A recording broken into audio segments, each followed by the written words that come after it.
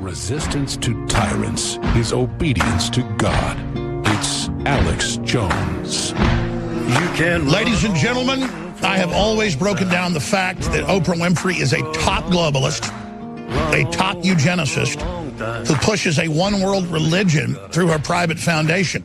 She's even got a New Age movie coming out to brainwash the children. Well, they've readied her to run against Trump in 2020 and to fire that campaign up in about a year.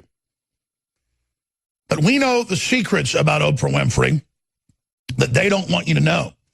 There were Associated Press articles, London Guardian articles, ABC News articles, videos as well that they pulled 8 years ago, 7 years ago when this news came out. We're going to break down why Oprah Winfrey will never be elected president of the United States because of the skeletons in her closet.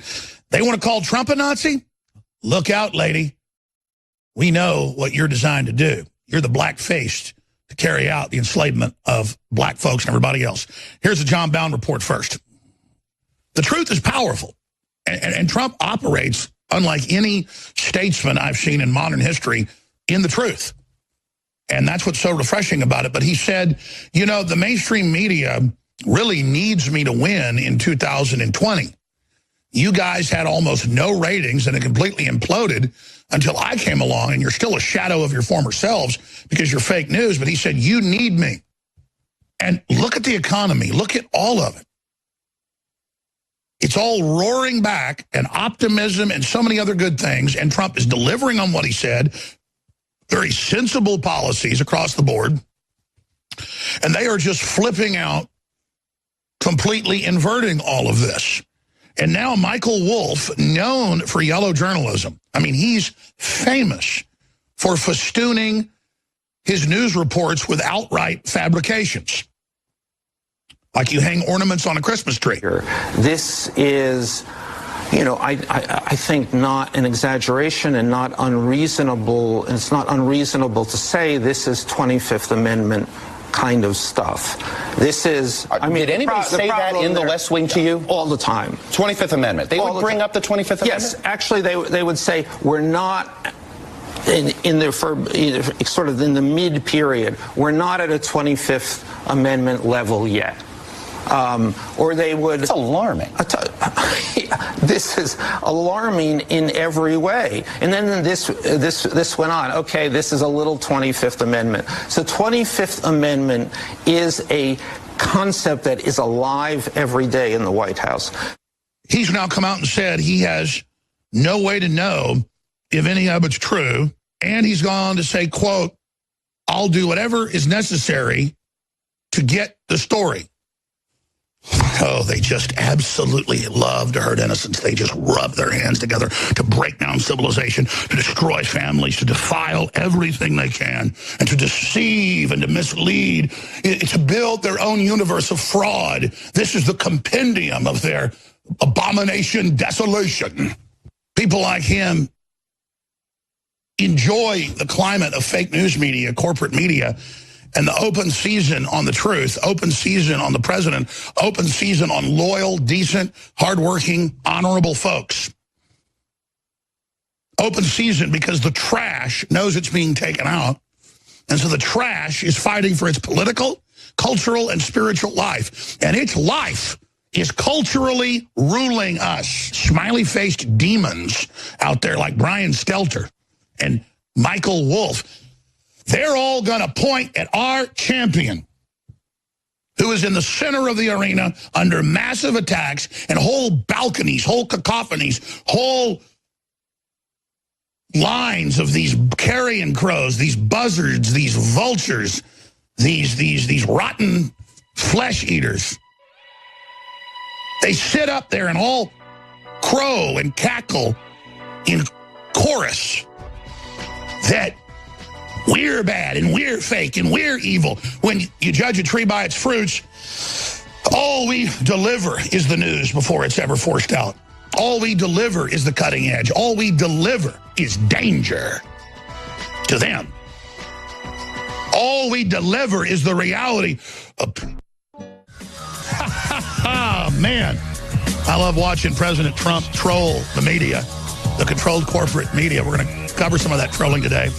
And Sink Uger, that openly wrote that women are subhuman, that women are genetically defunct because they don't love his Islamic worldview. He literally wrote that, because they don't all want him, that they're basically chattel. They've declared me mentally ill. Oh, like they've declared Trump mentally ill because I attacked Brian Stelter and said that he's a literal demon politically, and that he's drunk politically on the blood of our children, which, of course, in the entire compendium of the rant, I'm pointing out that the arrogance, the spirit of Brian Stelter, in my view, the arrogance of the particular photograph I was talking about, brings that to mind. So it was satire, and they know that. And so what they do is they cobble it together, acting like I'm actually believing he's from hell itself. No, I'm saying people like Stelter are manifesting hell. And I just brought it up because the photo, who poses for a smiling photo like this? I mean, I can't even... It's what is it about sociopaths and psychopaths that they don't know how fake they look? I mean, just look at this. Him and Wolff. I said, you know, Wolff's his daddy. Of course Wolff's not his daddy. And I said in the rant, metaphysically, he might as well be his daddy. So they play fast and loose with the truth. That's why they're who they are. But I love how this crazy person built their own media operation that reaches more people than the Young Turds do on terrestrial radio and so much more, and our website's tens of thousands of times bigger than theirs. I wonder how they do that. I wonder how they juxtapose the fact that they say I'm mentally ill, but I didn't have to get money from Gulf state dictatorships to fund my operation. See? And I love how the Media Matters quotes are real short little quote, quote, and then it'll put other words with quote, quote, creating false sentences out of context. It's what they do. And I trolled them consciously. I said, I just trolled them. They know it's a troll. They're trolling their audience, saying that I didn't say it was satirical at the front and the back. I can't even look at her. It's kind of like what Megyn Kelly did before she left Fox News. When she was covering Pizzagate and misrepresenting what I'd said, she played a clip of me saying, I don't know if Hillary's actually, you know, enslaving or sacrificing or killing kids, but she's personally responsible for the policies that have killed hundreds of thousands of people, including tens of thousands of children, many of them which have been raped, killed, and tortured. And then I showed news articles. Well, they noticed they didn't show video on Megyn Kelly. The Kelly file or whatever it was called. They just showed audio, and it was edited together. So, again, I like that because they go out, they lie to their audience, but the audience then goes, I better go check out what Alex Jones actually said. They go hear what I actually said in its completeness, and then they know, oh, you are fake news. And President Trump does the exact same thing. But here's the bottom line. I got so much to cover today. They are in full panic. Less than 1 year into Trump, we're now 11 months and 20 days or so. We are coming up in, 11 days on the anniversary of the inauguration of Donald John Trump, and the stock market, the new jobs, the jobless numbers are the lowest ever. The exuberance, the new factory startups are record. I mean, we have really turned the corner. You could say come back from the dead. And he's breaking the back of political correctness and so much more, and cutting off foreign aid to countries that hate us and fund terrorist groups. I mean, he's really taking action. And you would tune into mainstream news or establishment news, you would think the world had ended. In fact, I never got to this yesterday, but we've got a Sarah Huckabee Sanders tweet where she pointed out that the media claimed we would have financial Armageddon. Even when he was president-elect, they said before he gets into office, the stock market's going to plunge, because they wanted to plunge the economy, because they know what Trump's doing. He's running on prosperity. They're running on control, on domestication, on people not being independent but dependent. That's their admitted plan. So Trump wins by fulfilling. Trump wins. Even if you believe he's this sociopath, doesn't believe one thing he says that all the talking heads tell us so much, they're projecting who they are onto Trump. Nancy Pelosi warned economic Armageddon under President Trump, which of course means the total opposite has taken place. President Trump policies are inspiring an economic liftoff. Liftoff just means the economy has lifted off. Yeah, it's even stronger than that. But Trump knows he's using the bubble they designed for themselves to transfer wealth back to the people from the globalists. But that's going to be short-lived. He's got to get the industry and the startups and the exuberance going, and we have ignition. We do have liftoff. In fact, what she wrote, what she said there is the perfect description of liftoff, of the taking off of the economy. And we've got the beachhead in Washington in some areas. We're turning the corner. The states are waking up. The people are waking up. So the globalists are spewing racial division, sexual division, class warfare, and admitting they're doing it cold-bloodedly everywhere. And all they're doing is destroying their audience bases, whether it's the Golden Globes or whether it's CNN or whether it's the NFL or whether it's entertainment. People are leaving en masse because they're tired of being beaten over the head with all this garbage. It's amazing. So,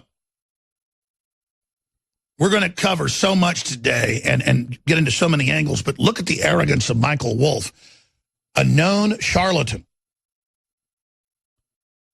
The Wolf in journalist clothing, saying that this book will bring down the president. Boy, everything was going to bring him down, and he was going to lose the primaries, and you were going to keep him from being inaugurated. You were going to keep him from getting the delegates and being seated. And then you were going to remove him because he's a Russian agent. And all it did was blow up in your face and prove that you were the ones in bed with all these different foreign powers and foreign groups. It's simply incredible. And I keep telling you that the left is coming out of the closet about the fact that they are Satanists and that they are pedophiles and that they are sick, sick people. And even the LA Times and others say a new generation of LA Satanists finds community in blasphemous times. And they say that Trump is forcing people to turn to Satanism. And then when I cover this, they go, oh, Jones is crazy. There's no such thing as Satanist. It's simply incredible. So we're going to be breaking all of that down. But the big news today, when we come back, Oprah Winfrey gave a speech last night, and she pledged to empower women to stand against the great evil of Trump.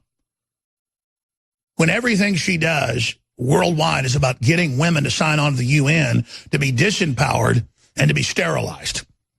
She is the heart of the Bill and Melinda Gates Foundation. It's even linked on Infowars.com to mainstream news articles, but that are in the Wayback Machine and the archive machines because they've tried to expunge them, where she goes to elite meetings with Bill Gates, David Rockefeller before he died, Ted Turner, all of them, to discuss how she's the front for women to get rid of husbands and to become wards of the state and become sterilized. And she's running a worldwide church with a tax-free foundation she's got to brainwash children in the third world. She's got a new movie coming out as a vehicle. But don't worry, just like Google says don't be evil, and when they're pure evil, they're called the Good Club, and population's their goal. Billionaires try to shrink world population, report says, and it leaked out of the Rockefeller meeting at the Einstein University, and it's all how they're going to bring in a world government and a world youth corps, a world sterilization corps, where they teach the kids to hate themselves because of the environment, and it's just totally sick. Oprah Winfrey is an absolute anti-human Nazi troll. So, yes, she can. Oprah Winfrey. You get a car, you get a car, you get a car. Everybody gets something free if you just vote for Oprah Winfrey against Donald Trump coming up in 3 years. But you know that that campaign has already started. She's being drafted. She's being pushed. She's being prepared by the establishment. And there she was last night, perched at another one of these stupid award shows amongst a bunch of other Hollywood idiots. And I don't just say that I mean, they make me sick. Just looking at their ugly mummy faces and all the piles of swag and jewelry and crap all piled up around them like they're little demonic dragons sitting on top of their gold. And then they cut to Meryl Streep, who defends pedophilia, who defends a man that kidnapped and raped a 13-year-old girl anally and won't apologize about it, Roman Polanski, but that she says Richard Dreyfuss once slapped her too hard in a scene where they'd agreed to she'd be slapped. You know, that's how you do stunts, and you agree, I'll do this stunt. You don't want to get slapped for real, and the director wants it, they have a stunt double comes in who's paid. But, oh, I'm a victim. Richard Dreyfuss slapped me too hard once. I remember that slap scene. It's powerful because he really slaps her. I mean, I've been in movies where I actually fall to my knees and bloodied my knees, take after take, as I get tasered by the police and drug into a futuristic SWAT vehicle. Should I come out and say, Richard Linklater abused me. He told me to fall to my knees in the concrete, and he's a bad man for putting me in Scanner Darkly. No, but it's this victimology because she's a pig. Because Meryl Streep's a monster. But let me tell you who's really bad. And we're going to dig into her big time. I've been telling you about Oprah Winfrey forever, saying they were readying her for president. She's the one that pushed Obama, all of it. She is a monster, ladies and gentlemen. She is part of one of the most powerful, or the most powerful, secret government cabals that only 15 to 20 global leaders attend. She is the only black person to ever have attended it. And they sell it, the few times they reported on it, on ABC News and others, that they're like the super friends. Dun, dun, dun, dun, dun, dun, dun. And it's got Oprah Winfrey on the clip, and it's got David Rockefeller. I forget which film it is, but one of my films has got a clip of it in it. And they're just going to save the earth. They're going to save the kids, teaching you humans are bad with carbon taxes and global government. Just like Hillary was supposed to get in, so they had that book that was supposed to come out right after Hillary got elected, where Chelsea was going to run the Bill and Melinda Gates Foundation worldwide and teach kids to be sterilized, basically. Well, here it is. Oprah shifts blame from Me Too onto general public, fails to condemn Weinstein. And you get to see Meryl Streep and all of these mummies. But Meryl Streep, she just defends a child rapist, a child kidnapper. That's bad enough. Oprah Winfrey, with her arrogance and her whole act that she's this good person, is truly disgusting. Because you look into what she does for the UN worldwide, they trick women to sign on to this world church body that's tax exempt. And she produces these propaganda pieces for people in Africa and other places, and she's the black face of eugenics and population control and dumbing down, not just in Africa, but all over the third world, where she comes in with the Bill and Melinda Gates group backing her, and she's the black face of depopulation and black abortion. So if you are a real white supremacist, you really should support her. If you are someone that believes in world population reduction, particularly of brown people, but then they want to keep the brown folks that don't get exterminated and use them as a weapon, again, against the West and say whites are bad. The globalist program is basically an AI war system that's been AI'd out now, but it's based on the old British divide and conquer to be synergistically wicked, where it just attacks everybody, plays everybody off against everybody. It's pure evil. So again, you have the swollen, corrupt, satanic Hollywood thrusting this lady out there who, when she's not busy kissing on Harvey Weinstein, she's busy as a front group for Bill and Melinda Gates. And by the way, the media will say, oh, Jones is crazy. He says the Bill and Melinda Gates Foundation is a eugenics group. It's in my film Endgame. You can pull it up. There's 2 interviews from more than 15 years ago in super low quality on PBS. And on those programs, they are interviewed, Bill Gates and his father, Bill Gates Sr., former of Army Intelligence, former head of the Planned Parenthood, where they admit the world's too populated, we need a world government to come in and reduce population. Do you understand? And I guess I could just join Bill Gates and play along with the whole liberal program and sit there and watch, you know, all the Latin Americans shot up with Gardasil, that's a sterilant and all the rest of it. But I'm not going to go along with this. And it's going to be so sick to see them try to force feed us Oprah Winfrey. Read the articles. Celebrities call for Oprah Winfrey to run for president following Golden Globe speech. We're going to play that speech coming up. They're called the Good Club, and they want to save the world. That's the London Guardian. And when you read it, it says they are a world government, and the members have spent $125 billion. This was back in 2009, as I said, like 8 years ago. But really, it's all tax exempt. Their fortunes have only gotten bigger. They just take some of the profit and then put it into the depopulation and brainwashing and world government. The meeting, called by Gates, Buffett, and Rockefeller, was held in response to the global economic downturn and the numerous health and environmental crises. Oh. Then you read, though, it says at the end, they are an alternative world government, and their main goal is population reduction through the United Nations. But they're the Good Club. Go read it for yourself, ladies and gentlemen. And this is their own PR. Oh, and there are these great donors that care about you so much and that want to take care of you and be sweet to you. Henry Ford, the admitted Nazi. George Soros, the Nazi collaborator. Andrew Carnegie, complete psychopath. John D. Rockefeller. Do you need to know anymore? Bill Gates. I mean, you've got to read this. There's other articles. Here it is. Billionaires try to shrink world population, report says. Associated Press. And now they're setting up a world government in a bid to curb world population. Almost all the attendees are politically liberal. Do you think it's a star chamber of philanthropics? Is something to worry about or something to be grateful for?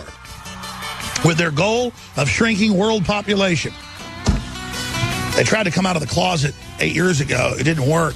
They went back into it. But that's who Oprah Winfrey is. So, hey, when I say she's a Nazi, that's too kind. It's the eugenicists. It was the Ford Foundation. It was the IBM groups that literally created the Kaiser Wilhelm Institute and the whole Nazi ideology. So, while the globalists destabilize Africa, Latin America, Asia, and try to keep them from becoming industrialized, which then makes you only have 2 kids on average, that's just a historical fact, works the same way from Japan to the United States.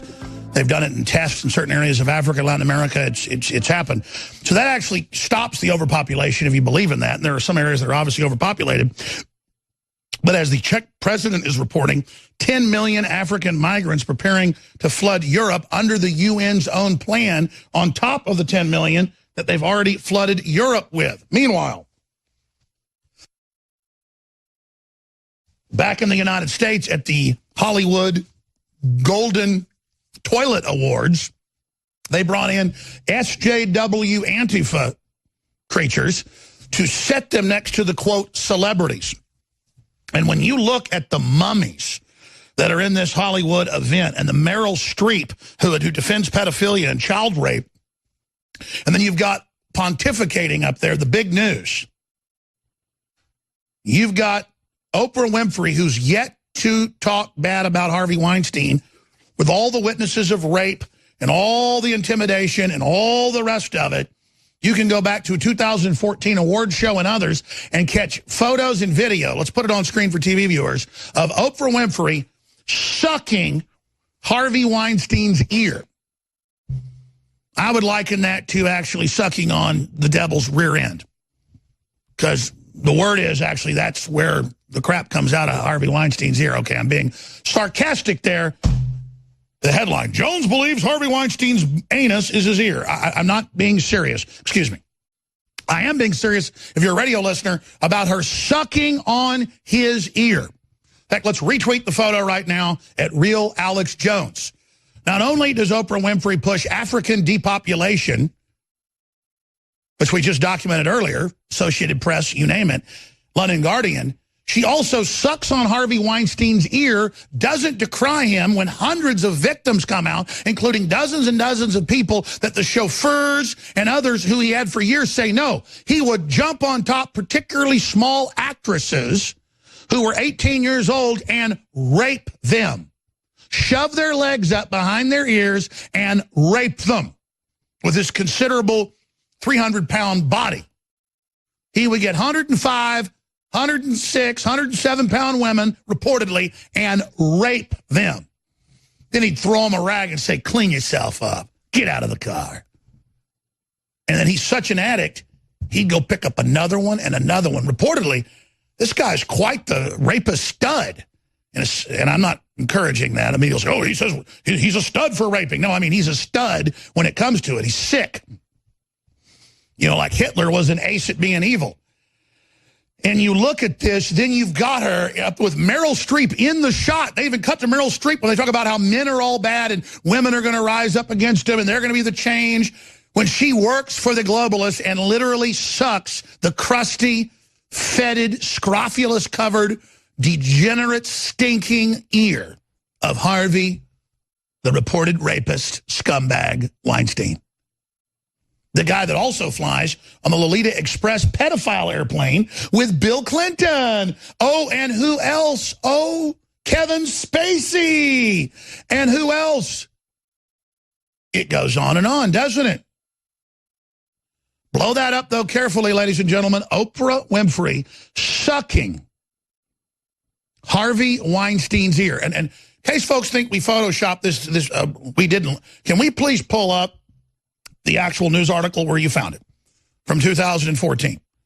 Drum roll, please. Because I know I saw it in there during the break. We double-checked this photo. This is in mainstream news, ladies and gentlemen.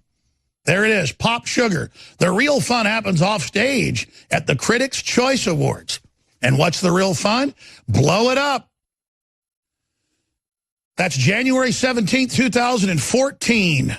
4 years ago, there she is. And ladies and gentlemen, that is her sucking, French kissing his ear, sticking her tongue in his ear. British actress says Weinstein used Oprah as bait for sex. Oh, Infowars.com, January 8th. Today. I didn't even know we had this article out. See how it's all synergistically coming together? Infowars.com. Can we add Weinstein to this article, sucking with her sticking her tongue in that disgusting hole? Good God. Oprah Winfrey will never be president.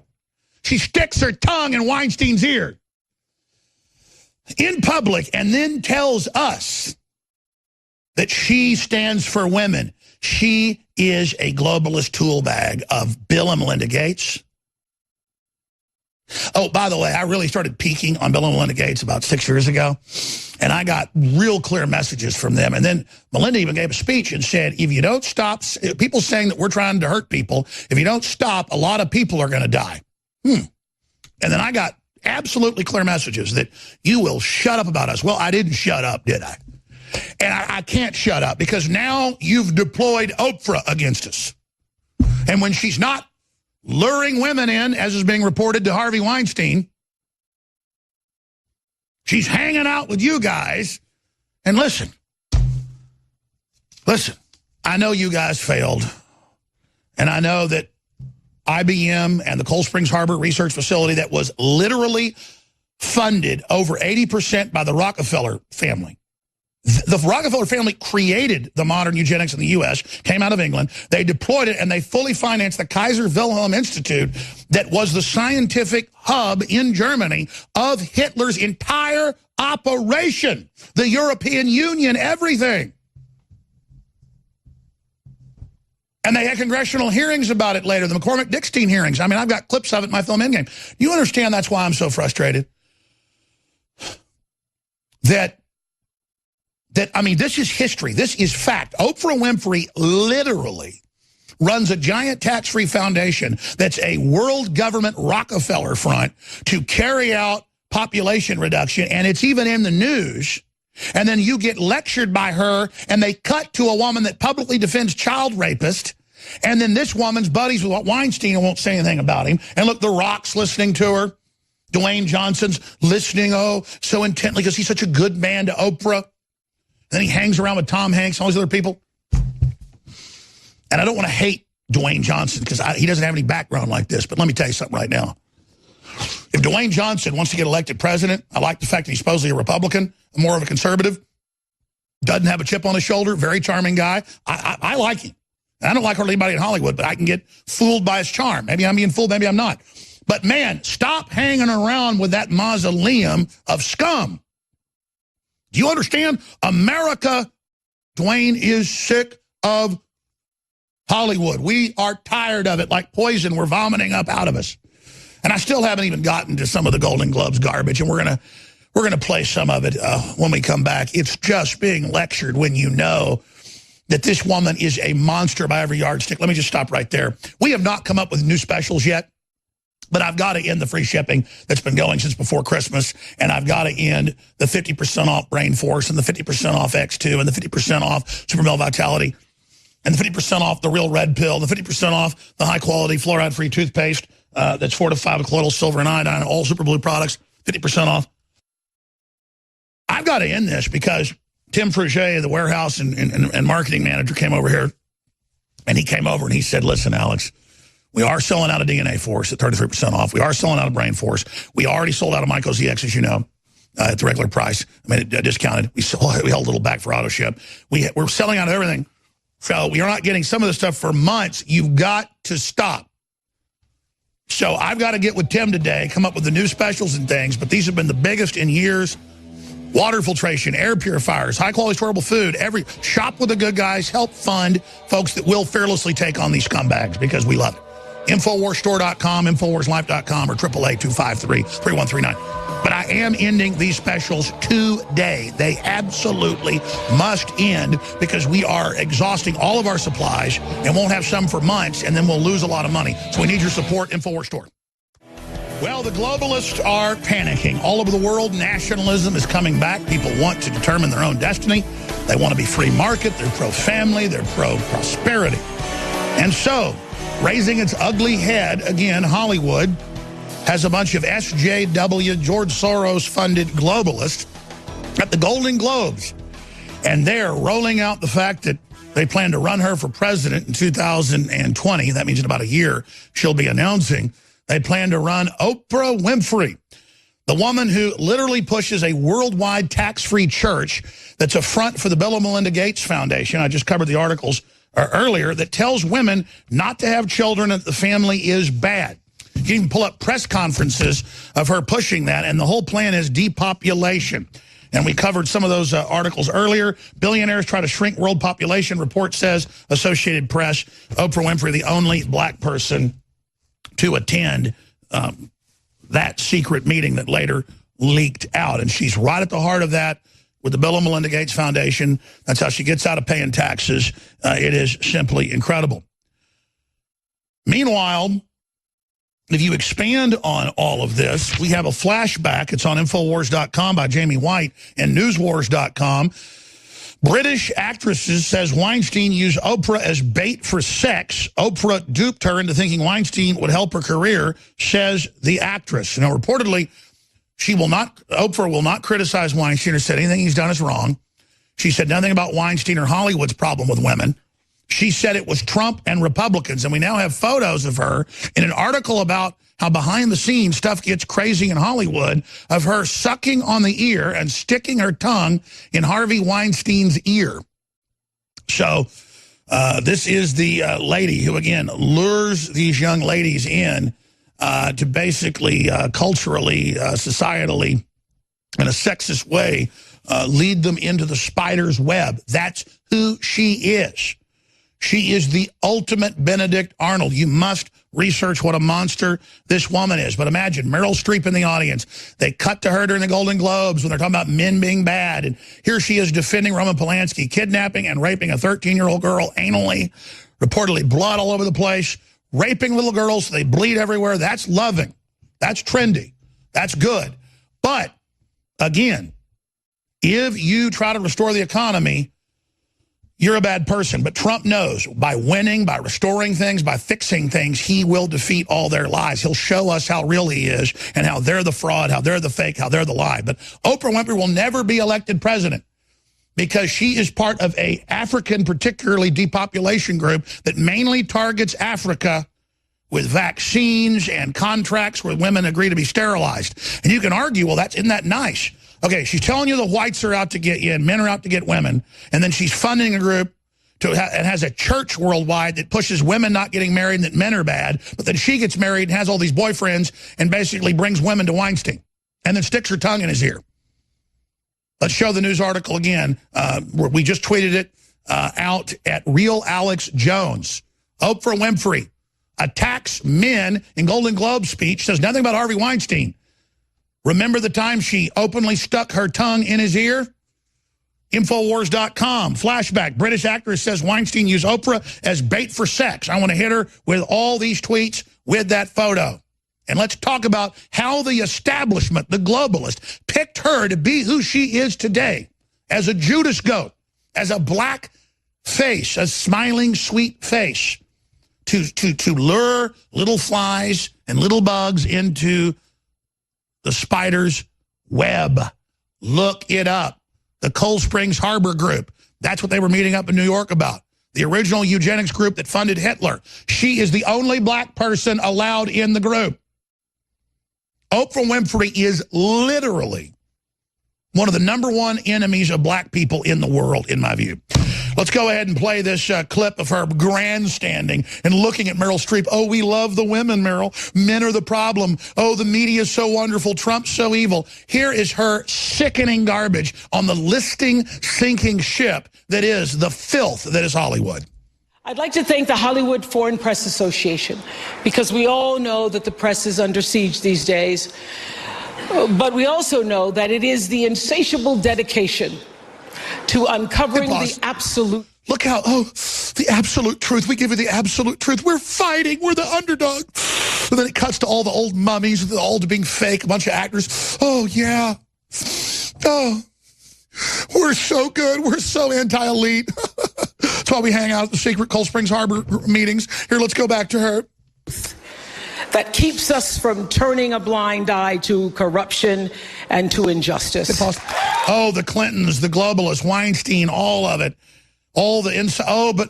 There. Thank God the media's here to keep us from the corruption. Thank God. Thank God that, oh man, what will we do without the mainstream media? Let's continue. To tyrants and victims and secrets and lies. I want to say that I value the press more than ever before as we try to navigate these complicated times, which brings me to this.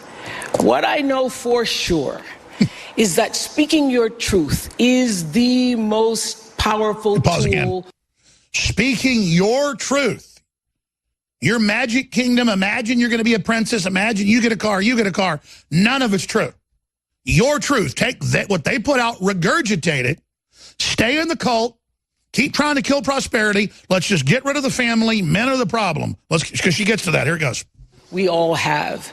And I'm especially proud and inspired by all the women who have felt strong enough. The women, not a word about the Islamicists that Obama and the globalists set loose that have murdered hundreds of thousands of men, women, and children and put women into sex slavery. I mean, even Linda Sarsour criticized the women in Iran and the news giving them any attention, taking their hijabs off.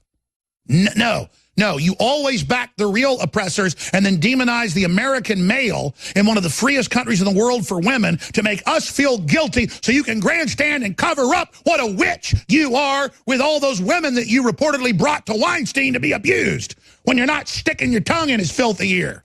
Let's continue. Empowered enough to speak up and share their personal stories. Each of us in this room... Oh, they're all victims, yes. ...are celebrated because of the stories that we tell. Oh. And this year... The stories you tell, all the propaganda, the garbage, the lies, like the new story you're telling. Keep going. We became the story. But it's not just a story affecting the... We became the story about men saying, I want to take you out, is now the same as Weinstein raping a woman. I see. Thank you for telling us the story. Go ahead. Entertainment industry. It's one that transcends any culture, geography, race, religion. Because you're trying to destroy all that and bring in one world government. We get it. Continue. Politics or workplace. So I want tonight to express gratitude to all the women who have endured years of abuse and assault because they, like my mother, had children to feed and bills to pay. Again. See, she's the victim of the cry voice like her mother and you, Hollywood, are good. Hollywood is now an abused woman. Hollywood is not pedophile or devil worship. No, it's the abused one. It's the good one. Oh, we're not poisonous. We're good. Oh, yes, Meryl Streep. Yes, Roman Polanski. Yes, yes, yes, yes. Let's continue. And dreams to pursue. Oh, they're such good people. Look at them all. These are all the puppets. They're the women whose names we'll never know. They are domestic workers and farm workers. Pause again. But not women in Chinese slave factories or not women getting sterilized in Africa by your operation. No, because I'm the champion of women. I will lead you women. Here I stand at the big center of the evil globalist operation telling you I will save you. She continues. Go on. They are working in factories, and they work in restaurants, and they're in academia and engineering and medicine and science. They're part of the world of tech and politics. And their identity is having a chip on their shoulder that only people like you can control. As we sit here and analyze this filthy BS coming out. Can we put her up there sticking her tongue in the ear of Harvey Weinstein one more time? And then the articles about how she would shuttle young women into him, reportedly. I mean, come on, baby. Tell us about the Clinton. Tell us about women. That'd be courageous if you got up there and excoriated Weinstein or Bill Clinton. But, you know, Oprah, we heard you are quite the party animal, and you like guys quite a bit. You got all these women out there being bitter, telling them don't have a man. You know, you don't need a man. But, you know, at least you've got some humanity. You like men, reportedly. So, I mean, what's wrong? Oh, you want them all for yourself. And there's nothing better than bringing a little honey into your sweetheart, Harvey. Because he's just as twisted as you. Well, I got something bad to say about Donald Trump. Back in 2015, he twice said nice things about Oprah and said she might be a running mate. But that shows Trump since learned more about her. She's up there demonizing him, attacking him. Only got into a few minutes of her disgusting speech that we're breaking down and analyzing because this isn't entertainment. This is political stuff they're involved in. But I've tweeted at Real Alex Jones on Twitter. Please retweet it. Oprah reportedly enabled one of the most powerful, disgusting men in Hollywood. And I want to retweet that again with the photos yet again, hitting her even harder. I mean, reportedly, she brought women to Weinstein. Here's the headline. British actress says Weinstein used Oprah as bait for sex. And the headline is, evidence mounts that Oprah Winfrey is an operative and ally of Weinstein. From top actresses saying that Weinstein used Oprah as bait for sex to photos of Oprah in public sticking her tongue in his ear. This is our presidential material that's going to lecture us all day about men being evil in general. She is an actress. She is a front. She reads off a script. Do you understand? But see the disgusting photo of her sticking her disgusting tongue in his disgusting ear. Rather stick my tongue in a toilet. Public toilet, literally. Seriously. We should have like a poll on Twitter. Would you rather stick your tongue in a public toilet? Would you rather stick your tongue on a doorknob at a bus station? Would you rather stick your tongue in Harvey Weinstein's ear? Or would you rather stick your tongue, I don't know, into a dead dog on the side of the road? I mean, seriously. This is disgusting people. They're all into being disgusting. It's what it's all about. It's all about worshiping his evilness. That's why he makes the women look at him when he showers and like rolls fat and goes, don't you like it? The women are like, bleh. And what he wants is to horrify, come in there. And then just, he doesn't like them enjoying it. It's about, talk about sick. And kind of channel it a little bit, can't you? Just take one look at Harvey Weinstein and just like, I mean, that is a perv par excellence. Let's hear some more from Oprah Winfrey. Here it is at the Golden Globes, up there pontificating about the women and how she is the defender. I just care about you all. Here it is. The military. And there's someone else, Reese Taylor. A name I know and I think you should know too. In 1944, Reese Taylor was a young wife and a mother. She was just walking home from a church service she'd attended in Abbeville, Alabama, when she was abducted by 6 armed white men. Pause again. You notice every day buried in the news, there are white people being abducted, killed, murdered, tortured by racist black people, and the media tries to cover it up. So she gets in a time machine to go back to something that's terrible as well, to come out and inflict and say, white men killed the black lady. Just stick a knife in the wound, put some salt in, and that's all she does. It's so easy, and it's so but she's the angel, she's the good person. Let's continue. Blindfolded by the side of the road, coming home from church. Hit pause again. Blindfolded by the side of the road, coming home from church. Would you talk about all the whites blindfolded, killed, murdered? But see, they're not human. They don't deserve it unless they're one of these peacocks. But you're not even a black racist, lady. This is your cover. You're a race controller. You are a Nazi. You are part of an admitted cult. You are part of the Rockefeller group to carry out eugenics. It's mainstream news. I covered it earlier. But then you bring in retail racism where now all the actresses and folks go, so everybody watches this at home.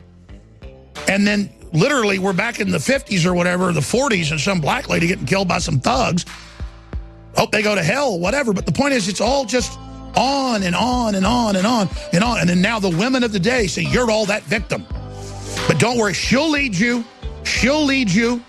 She'll lead you. Don't have a man, don't have a family. She'll lead you. She's going to have a man, she's going to have a family, but you're not. You're not. If you're just now joining us, ladies and gentlemen, Oprah Winfrey has engaged in a race-baiting class warfare 6.5-minute extravaganza at the Golden Globes Hollywood Self-Congratulatory Society. And in this event, she didn't criticize any Islamicist oppressing women. She didn't criticize communist regimes oppressing women. She dredged up tragic events from the 1940s and 50s of white men killing black people, and then basically said, see, whites are devils and all men are devils, but never said a word about her good buddy Harvey Weinstein, that women report that he would use as bait. Infowars.com, British actor says Weinstein used Oprah as bait for sex. Oprah duped her into thinking Weinstein could help her career, actress says. And then we have the bizarre photo that we've tweeted out at Real Alex Jones of Oprah Winfrey sticking her tongue in his ear at another award ceremony in 2014. And you can go to the news article. I mean, it's a real photo. Again, she doesn't criticize him as a modern-day story. She says the courage of women and then makes it look like it's only men hurting women in history, as if men and women aren't the same species. She didn't go, look at the Young Turks, Sink Uyghur, or however you say his name, saying women are genetically inferior and have problems, even though women have an extra chromosome and another set of DNA and the mitochondria and blah, blah, blah. You could actually say that men are genetically deficient because men are split off out of the species that is women. But she doesn't tell women the big secret that they are the species. She comes and tells them, don't have kids, don't have men, kill the species. She runs a women's group where they pledge not to have children. For the earth, this is what she pushes through the Kaiser Wilhelm Institute, to the Cold Springs Harbor facility with Bill and Melinda Gates. That's what it is.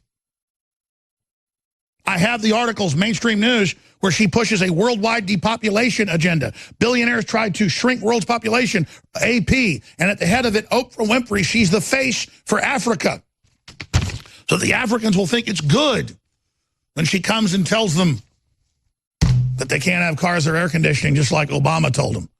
But that would actually lower their population to 2 people replacement rate.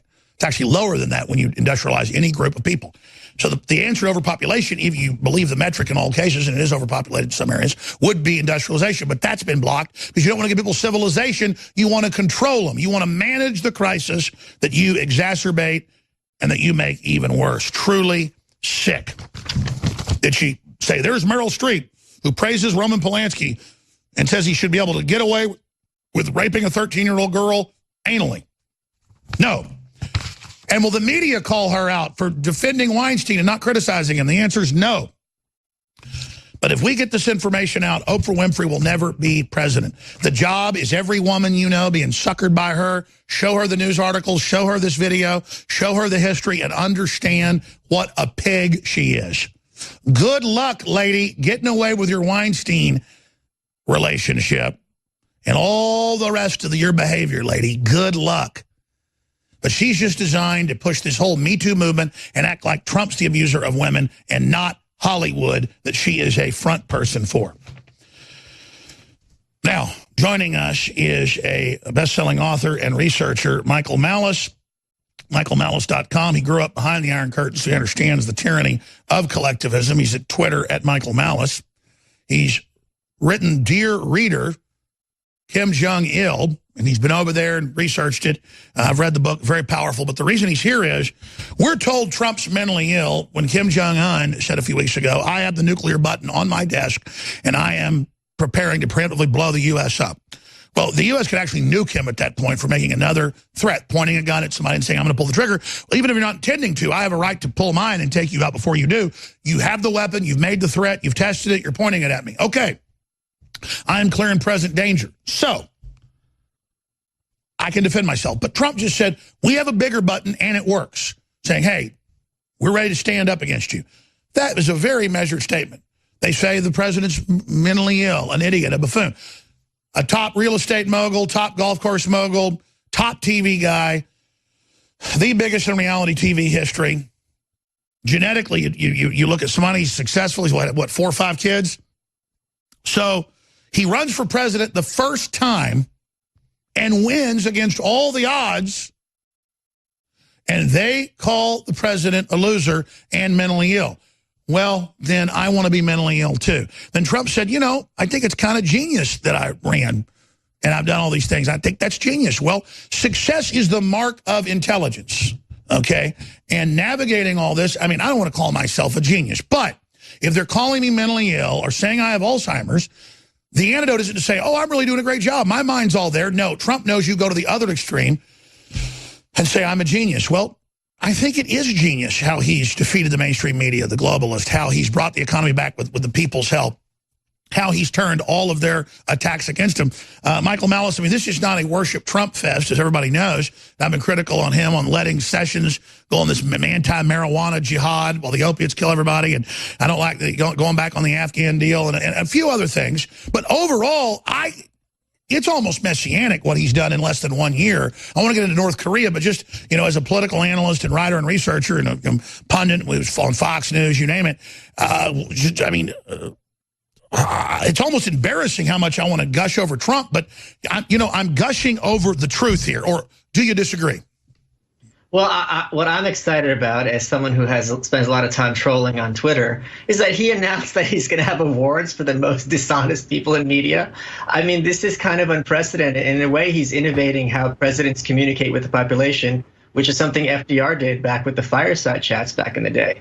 And the press is going crazy because people like you and many citizen journalists don't need the media. They are bypassing them, and they're getting their messages directly. The guy from Univision, I'm blanking on his name, Jorge Ramos, he recently said in an interview, he's like, I hate Twitter because now people insult me every day and call me names. It's like, yeah, back in the day, you can sit on your high horse and condemn people and mock Americans who don't agree with you. And this is from both sides to some extent. And now they're saying, no, you're the idiot, you're the jerk, you shouldn't be talking down to us. And they don't know what to do with themselves. I mean, it's like kind of when I was in university and had all these college professors who were very holier than thou, and I, had my fun putting them in their place.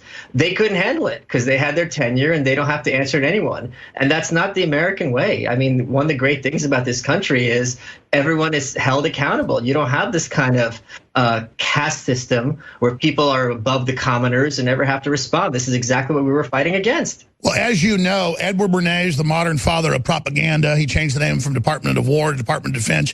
He ran the whole modern feminist movement to get women to smoke cigarettes. That's all declassified, saying it's feminists smoke cigarettes because women didn't smoke them before, and so hundreds of millions have died because of that being trendy. But he created the modern award shows, as you know, going back to the 20s and 30s, to make politicians look like Hollywood and Hollywood look like politicians, to then give each other awards and literally grandstand. So the fact that Trump's turning it around, their award shows, making it a roast to make fun of them, it's going to have bigger ratings than the Oscars. They postponed it, as you know, yesterday from today to the 17th, so that it has time to build up. And it's just pure genius how he's taking the narrative away. So is it not pure genius? I mean, that is genius. Well, it's just amazing to me how these women who think that putting on a black dress just like everybody else are being brave in front of cameras, when what would have been brave is if they had said something back in the day behind closed doors and done something about it. And what's really funny to me is, you know, Alex, you get often attacked. People want to discredit you as a conspiracy theorist. There was a conspiracy to defend Harvey Weinstein. There was a conspiracy to defend Danny Masterson and Kevin Spacey and many of these others. This was an active movement in Hollywood to keep these people protected, and now it's been exposed. That's right. Here it is. British actress says Weinstein used Oprah as bait for sex. Oprah duped her into thinking Weinstein would help her career, says actresses, and now more are coming forward. She would bring little flies to the spider when she wasn't sticking her tongue down his ear. Okay, Michael Malice is a best-selling author, researcher, journalist, expert on authoritarianism. He's written the best-selling book on North Korea, and that's why I originally wanted to get him on. And I'm not, again, trying to pontificate on Trump, but saying he's addled and an idiot when he has more energy than most 25-year-old men and is super smart in my conversations with him. I can't believe how smooth he is, how he finishes my sentences. You think I'm obnoxious interrupting people. Trump can, like, guess what you're about to say.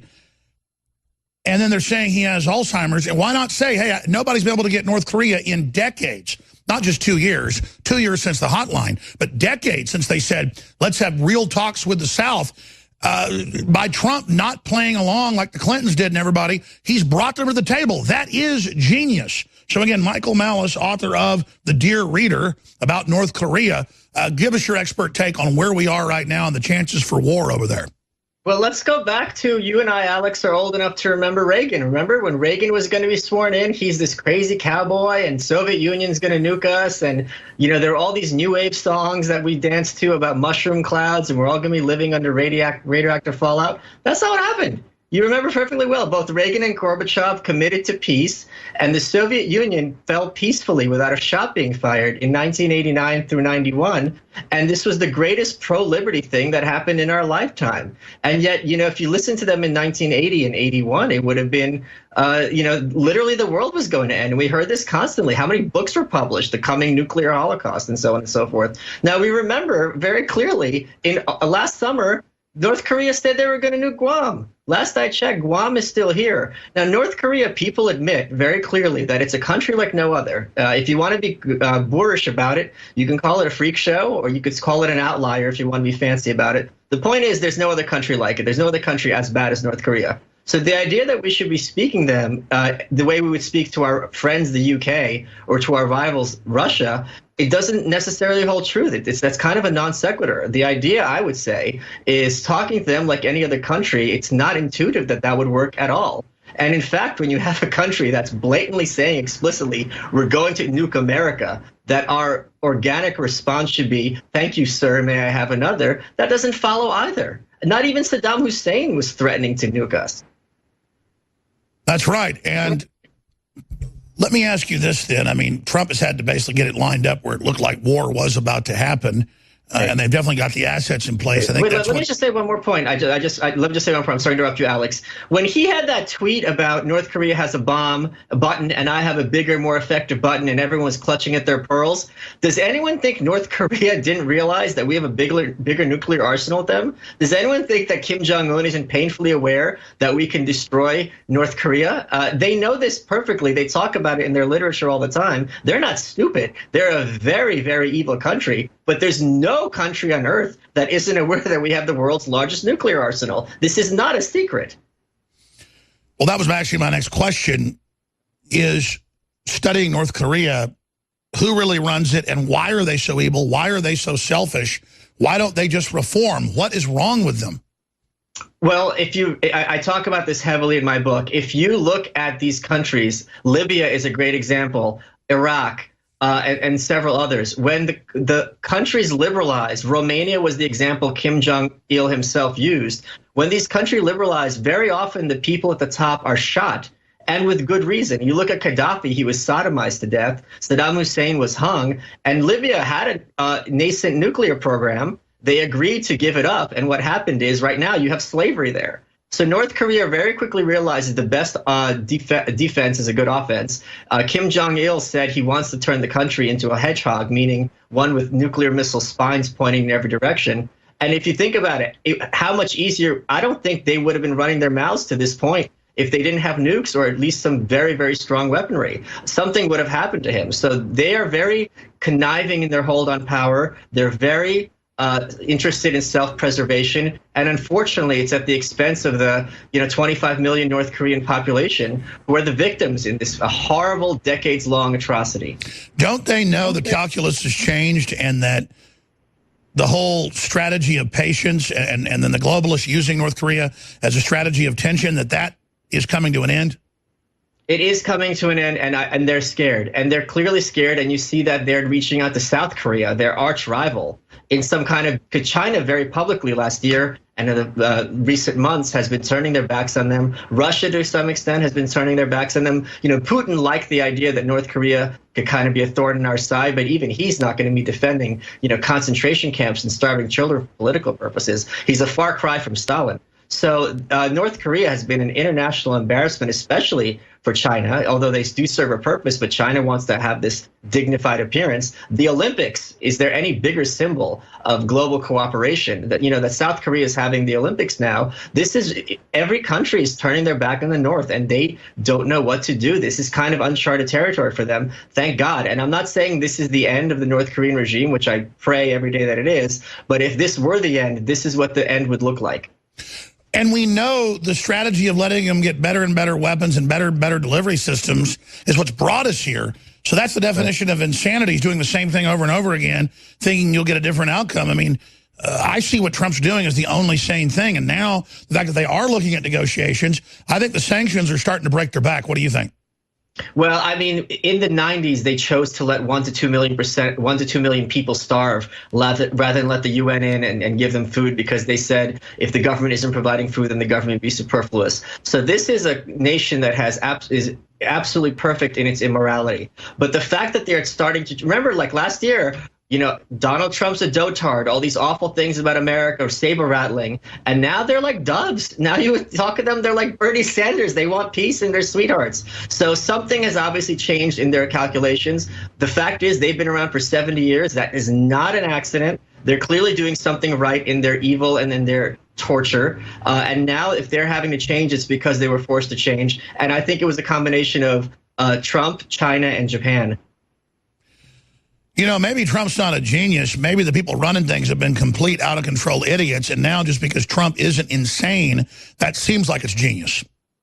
Well, I mean, this is a tricky situation, because when you have a leadership that is content to hold its own population hostage, it's kind of like a bank robbery on a scale multiplied by 1,000,000. There's no easy answer, and you can't blame, at least I don't, Bill Clinton entirely for trying to pacify them and bribe them, and that worked to some extent for some time. But at the end of the day, how do you get someone who has absolute power to give that up? What incentive can you give him? There's very little we can give Kim Jong-un that would make his life better. So it's only a function of making things worse for him personally, because he does not care about his population.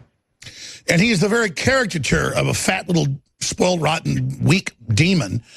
He is just the archetype of evil, and I just feel sorry for the people. I think you describe it the best, though, Mr. Malice.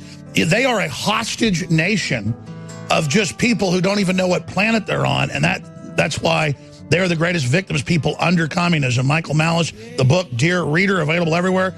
Twitter, Michael Malice. Thank you so much for joining us. I appreciate you. Thank you, Alex. We got big breaking news, a ton of it straight ahead on the other side. Stay with us. We'll be back.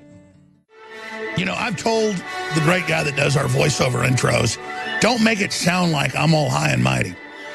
Do the voice where he just does it dry. I've had the same guy doing them for like 18, 19 years. But then kind of like announcing it like dun, dun, dun. It's a big deal. We are a big deal. You're a big deal. We've changed the world. We're taking on real scum and winning. We're promoting Americana and free market and prosperity and real diversity and real community. So I guess we might as well have some intros that are like dun dun dun dun dun dun dun dun, because that's what Hollywood and the globalists do. They build themselves up as the biggest thing around. But it's just something in my style. I'm not like that, but I realize there's got to be a balance. Like, I should be more positive. So many people that I love and care go, man, you got to stop working sometimes and enjoy the good things in life. And I totally agree. But I can't go see a movie that isn't filled with propaganda. You can't go to a football game without there being a bunch of anti-American crap everywhere. So I don't want to be like this anymore. I don't want to be so angry. But we're getting run over here, folks. We're getting torn up. And now we're just starting to fight back, and the enemy is showing its real face. It's rearing its ugly head, and quite frankly, it's uglier than I even thought it was. But we really should celebrate not just this broadcast, but everything you've done, other people that are fighting tyranny across the country and the world, because we have come so far. And, man, just 10 years ago, people didn't know the Federal Reserve was private. Just 10 years ago, people didn't know there was really a world government they were setting up. Everything we talk about now is just mainstream news. I was reading the financial news this morning, and it's like the private corporate world government's in trouble, and many are asking if the U.S. will just absorb all those systems now, and as China jockeys for control of the world government. And I'm like reading CNBC talking about world government, just like they're talking about the price of eggs or something at the grocery store. But then I thought, is that really victory? Or is that them now trying to demystify? Okay, yeah, there's a world government. Let's just not really worry about it. Nothing to... It's kind of like Caddyshack, where he's dropping plastic explosives down in the holes, and it's shaped like Mr. Squirrel, Mr. Rabbit. Hey, Mr. Gopher, nothing to worry about like plastic explosives or anything. Because that's what this is like. We're just going to sexualize your kids. Okay, the UN openly says NAMBLA is right and sex with 5-year-olds should be legal. You know, when you actually pull back from these globalists, it's unbelievable that we got to this point. And I get why I sound completely crazy. Because it is completely crazy. I mean, it's crazy that Hollywood's a bunch of devil worshippers and Satanists. It's in the LA Times, just came out and admitted it. It's crazy to know that George Soros wants to create weaponized marijuana that's so strong you don't mind being a slave. And the media makes a joke out of it when I've read what the government's actually put out. And you're like, wait a minute, you're for marijuana or against marijuana? I'm for decriminalization. I don't want to put everybody in jail. I don't want to put nonviolent zombies in jail. But a lot of people I know that are big marijuana smokers,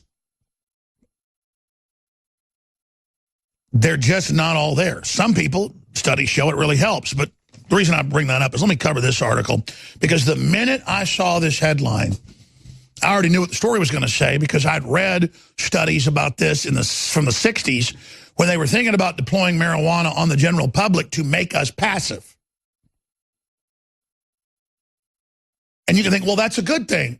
Except they're deploying it to make us passive so that we'll live in worse living conditions. So again, you read about how they treat farm animals and you read about how the globalists operate, and then you got to understand they've got white papers for humans on what they're doing to animals. So let me cover this first. This is out of High Times magazine. Here's why scientists gave fish weed. And it goes in to say that they raise the fish, tilapia and other things, in tiny blue barrels, and that they try to kill themselves and kill others because they're living in filthy feces-filled sludge and have hellish lives, just like a chicken. They have to cut their beaks off in the factory farms because they'll try to kill themselves with their own beaks. Folks, I'm not a PETA person because they're eugenicists that want to control the whole animal rights movement. But on the other end of it, you got to have major animal rights because we're eating this stuff that went through these hellish lives. The shrimp that's raised this way doesn't really have a big brain or anything, but it tries to kill itself as well. But these fish, they feel, and it's wrong. But the issue is it says they give them marijuana so that they're docile and accept living by the hundreds in small blue barrels. And so they just eat and drift to the bottom and crap on themselves. Well, Hillary called you a bunch of barista potheads in your mother's basement and said how much she hated you. Soros admittedly has gone for the whole marijuana movement, not the modern one to just legalize. He's the one that pioneered, look it up, what you now see in Pennsylvania, Michigan, Hawaii. The Ninth Circuit ruled you get a medical marijuana license for glaucoma, whatever it is. There's hundreds of great uses. It has a lot of great uses. If you're taking chemo and can't hold down food, what usually kills you is the not eating.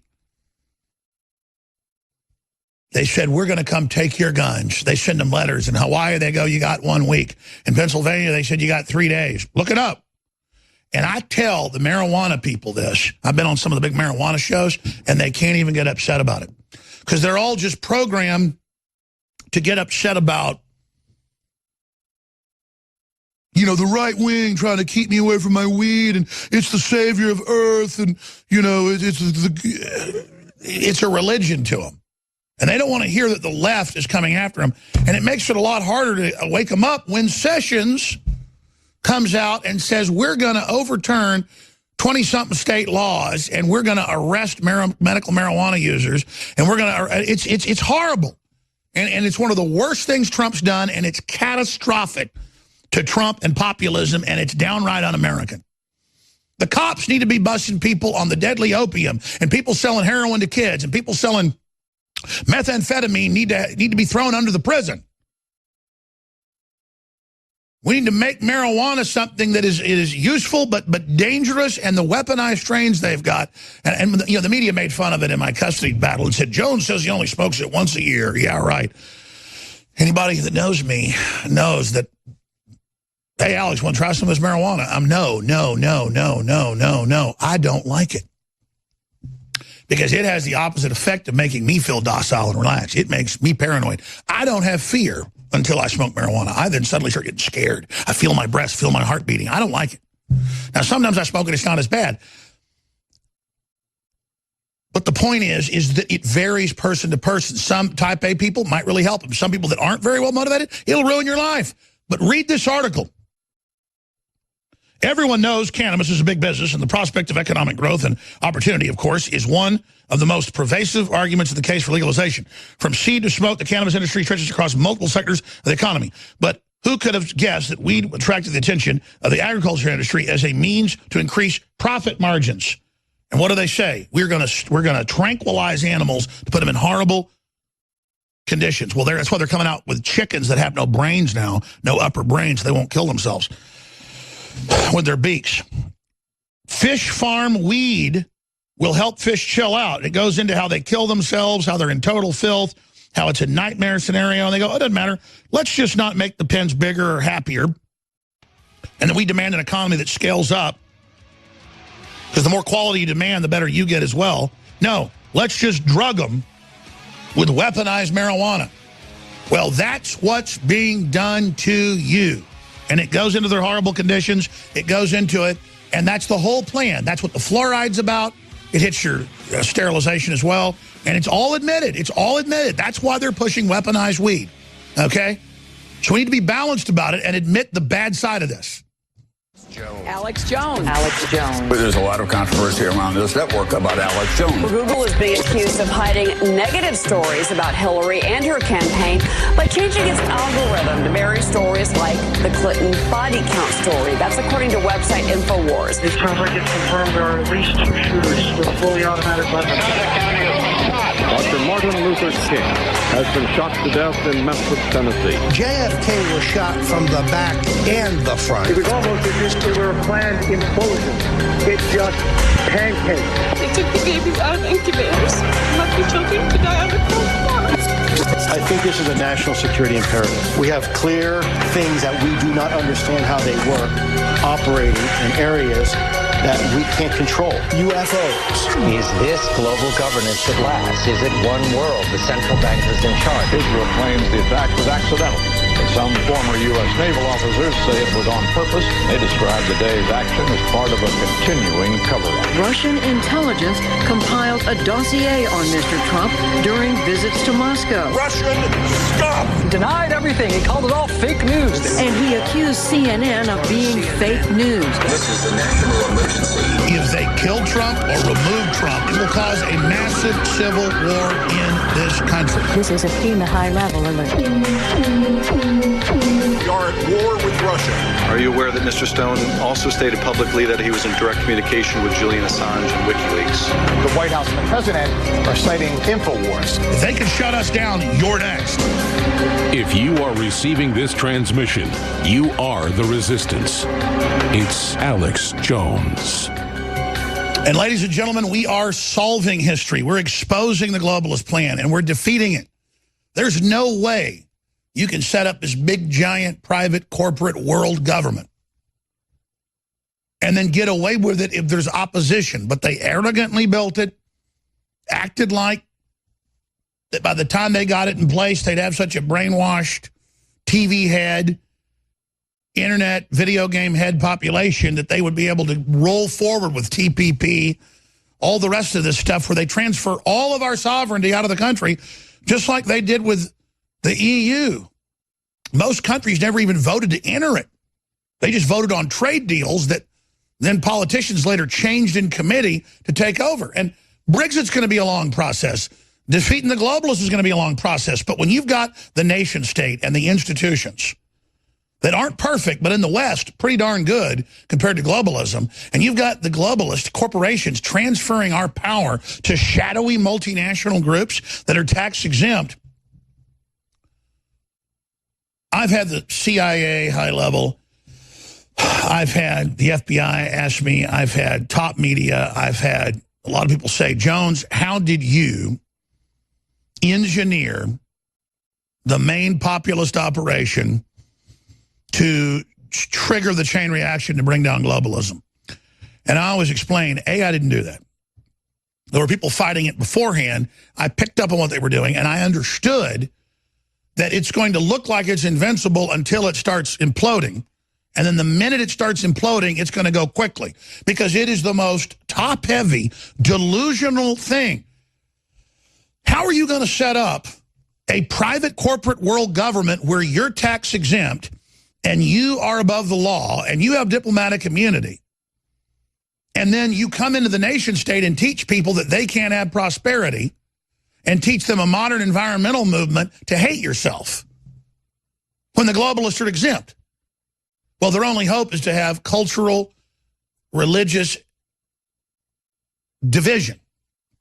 And that's what they, I mean, I watched Oprah Winfrey's speech at the Golden Globes, and it was stunningly evil. The race baiting, the playing women off against men, just the fake acting was incredible. And I just thought to myself, there's no way this witch will ever be president. Because we know who she is. She's so arrogant that she's involved in the Bill and Melinda Gates Foundation that specifically targets black people for depopulation. And she'll argue, well, they live in squalor. Well, then let them have industrialization then. You just can't sit back and bring in economic control and make women get sterilized so they get a little bit of money.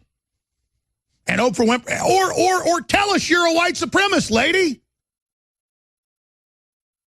I get the problems in Africa. I don't want to bring a bunch of military-aged men out of North Africa to come into Europe, 10 million of them, and rape and kill everybody, and have leftists cover it up, because that's your plan. Use them to bring us down while you're bringing them down. I don't like any of it. You think I like tens of millions of Mexicans coming in, getting brainwashed to be racist, and have chips on their shoulders, and think I'm evil because I'm a gringo, blah, blah, blah? doesn't matter because most of them aren't getting brainwashed. But that's your plan. But it doesn't mean that I then sit there and go, well, yes, Mexicans, take your Gardasil shot, drink your fluoride, because I've got a soul.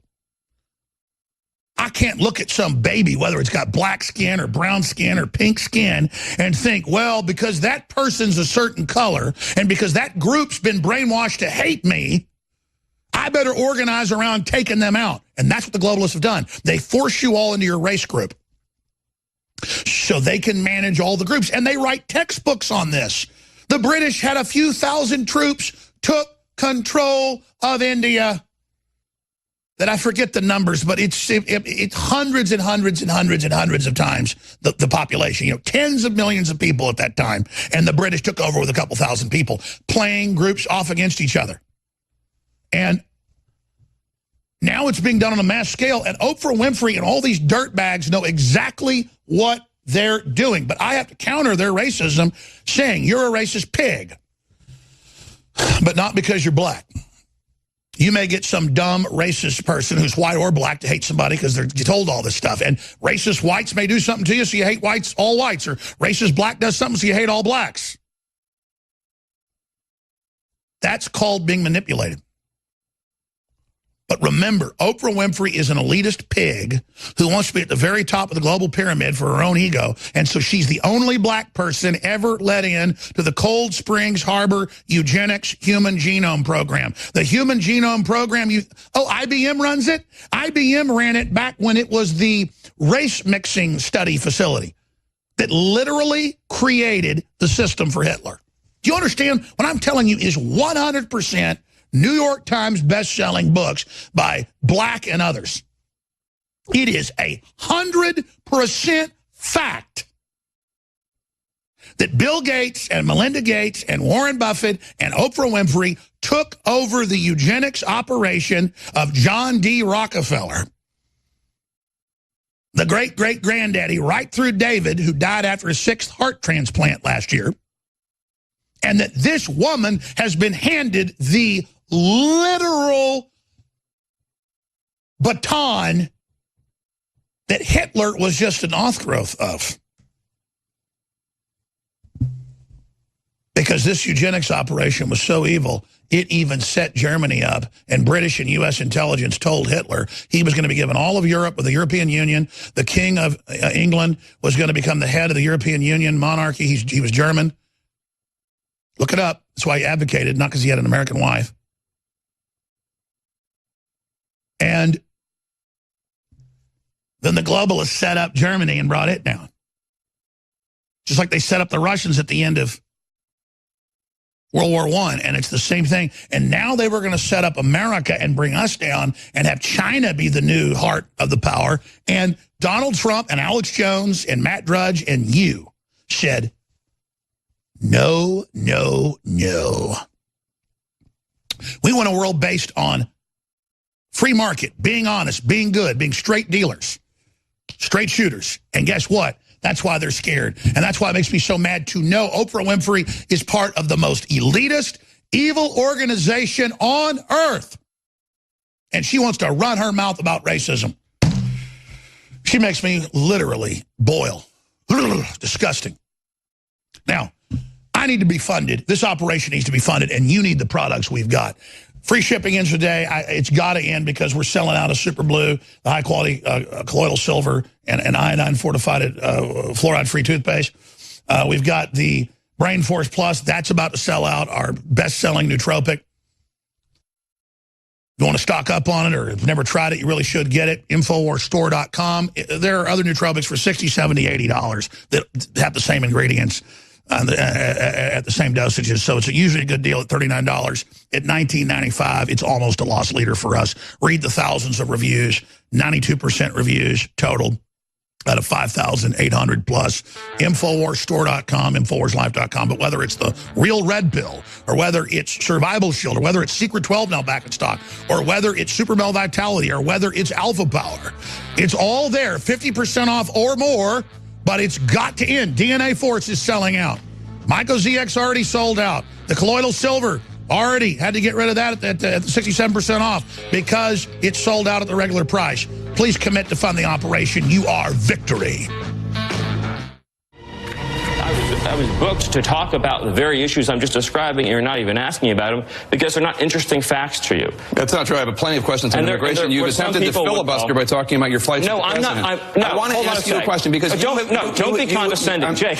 Stephen, the president and the White House. The reason why I want to talk about the president and the White House. The reason why I want to talk about the president's experiences, what I've seen with him traveling to meet dozens of foreign leaders, with his incredible work. Okay, you're not answering the questions. No, I understand. You have 24 hours a day of anti-Trump material. You're not going to give 3 minutes for the American people to hear the real experience of Donald Trump. There's one viewer that you care about right now, and you're being obsequious. You're being a factotum in order to please him, okay? No. And I think I've wasted enough of my viewers' time. Thank you, Stephen. As Republicans, lawmakers call for Attorney General Jeff Sessions to resign. In a major reversal, Democrats are now coming to his defense. What changed? We'll ask the top Democrat. So that was Jake Tapper panicking this weekend and cutting the White House communications officer, Stephen Miller, off. And I've watched the whole interview. It was riveting to see him march into the devil's palace, right into hell, and stand up against those guys. And in the full clip, he gets into, hey, you're the ones that put out the fake quote that Trump directed General Flynn to meet months before he was even elected with the Russians, knowing it was fake. You're the ones that reported on and on and on and on and on, all this fake news. And Tapper didn't want to discuss it. He said, you're not answering our questions. He'd already been there 20 minutes answering all the questions. But they didn't want somebody to stand up for truth. It was Miller that could keep up with Trump when Trump was 70, now 71. It was Miller, 30-something years old. Then I researched Miller, and I remembered Miller. It's not about Miller, even Trump. It's about their path and who they are. And this is a guy in high school that was anti-communist and who was against the left creating anti-white racism. He's a Jewish guy, but he recognizes race-based stuff, and he comes from a liberal family, and from what I read, but he was like, oh my God, this is like Nazi, but it's against white people. So they call him a white nationalist because he's a guy that's anti-racist. He sounds like Martin Luther King, if you actually listen to Martin Luther King, but that's how far they've come. He destroyed him, and Tapper went to break early and didn't know what to do. Because a 31, 32-year-old person who's actually immersed in things and researches everything had every angle of what they were about to try and what they were about to do. And then I began to see it was Miller would transcribe what the president said and say, what about this, sir, and add a point or two. And it was Miller. And what's crazy is, that's what's crazy, is I know Trump isn't word for word copying my talking points. They're just truth. I'm so synced up, it's Miller I've been synced up with, because I can say stuff at the same time. I found Miller giving... You know, we had a great guest on earlier, Michael Malice, about North Korea. And he's written a whole bunch of books, and Ghost's written even more. He's very prolific. And I kept saying, isn't it genius that Trump got North Korea after 20-something years to finally call? It'd been 2 years since they used the hotline. But it'd been 22 years since they had decided they wanted to have peace talks and talk about how they wanted to work on the Olympics coming up. And he didn't want to say it was genius because nobody wants to completely wade in and just say Trump's doing a great job. Everybody kind of wants to hedge their bets. And I get that and I understand that. But Trump isn't hedging his bets for us. And so because he is so attacked, he is so viciously lied about, I want to really stand with the president. I want my John Hancock, when I walk up and I see George Washington's signature on that, putting his life on the line, I want to sign big, Alex Jones. Big. And I'm not doing it to be the big man on the paper. I'm doing it because everybody else is putting a risk on themselves, so I'm not going to hide. We're going to do this. We're going to put ourselves right in the enemy's way. And so that's what I want, is I'm looking for the enemy. I'm looking for the fire. I'm looking for their attack. I'm like a heat-seeking missile that as they fire on me, that's where I know to go. But let me tell you, I am shaken by how consciously evil Hollywood and mainstream media are. I mean, I used to think that only the top was evil. And I think, you know, decades ago when I was first researching, that was the truth to a certain extent. But now the evil, as everyone recognizes that's awake, is growing.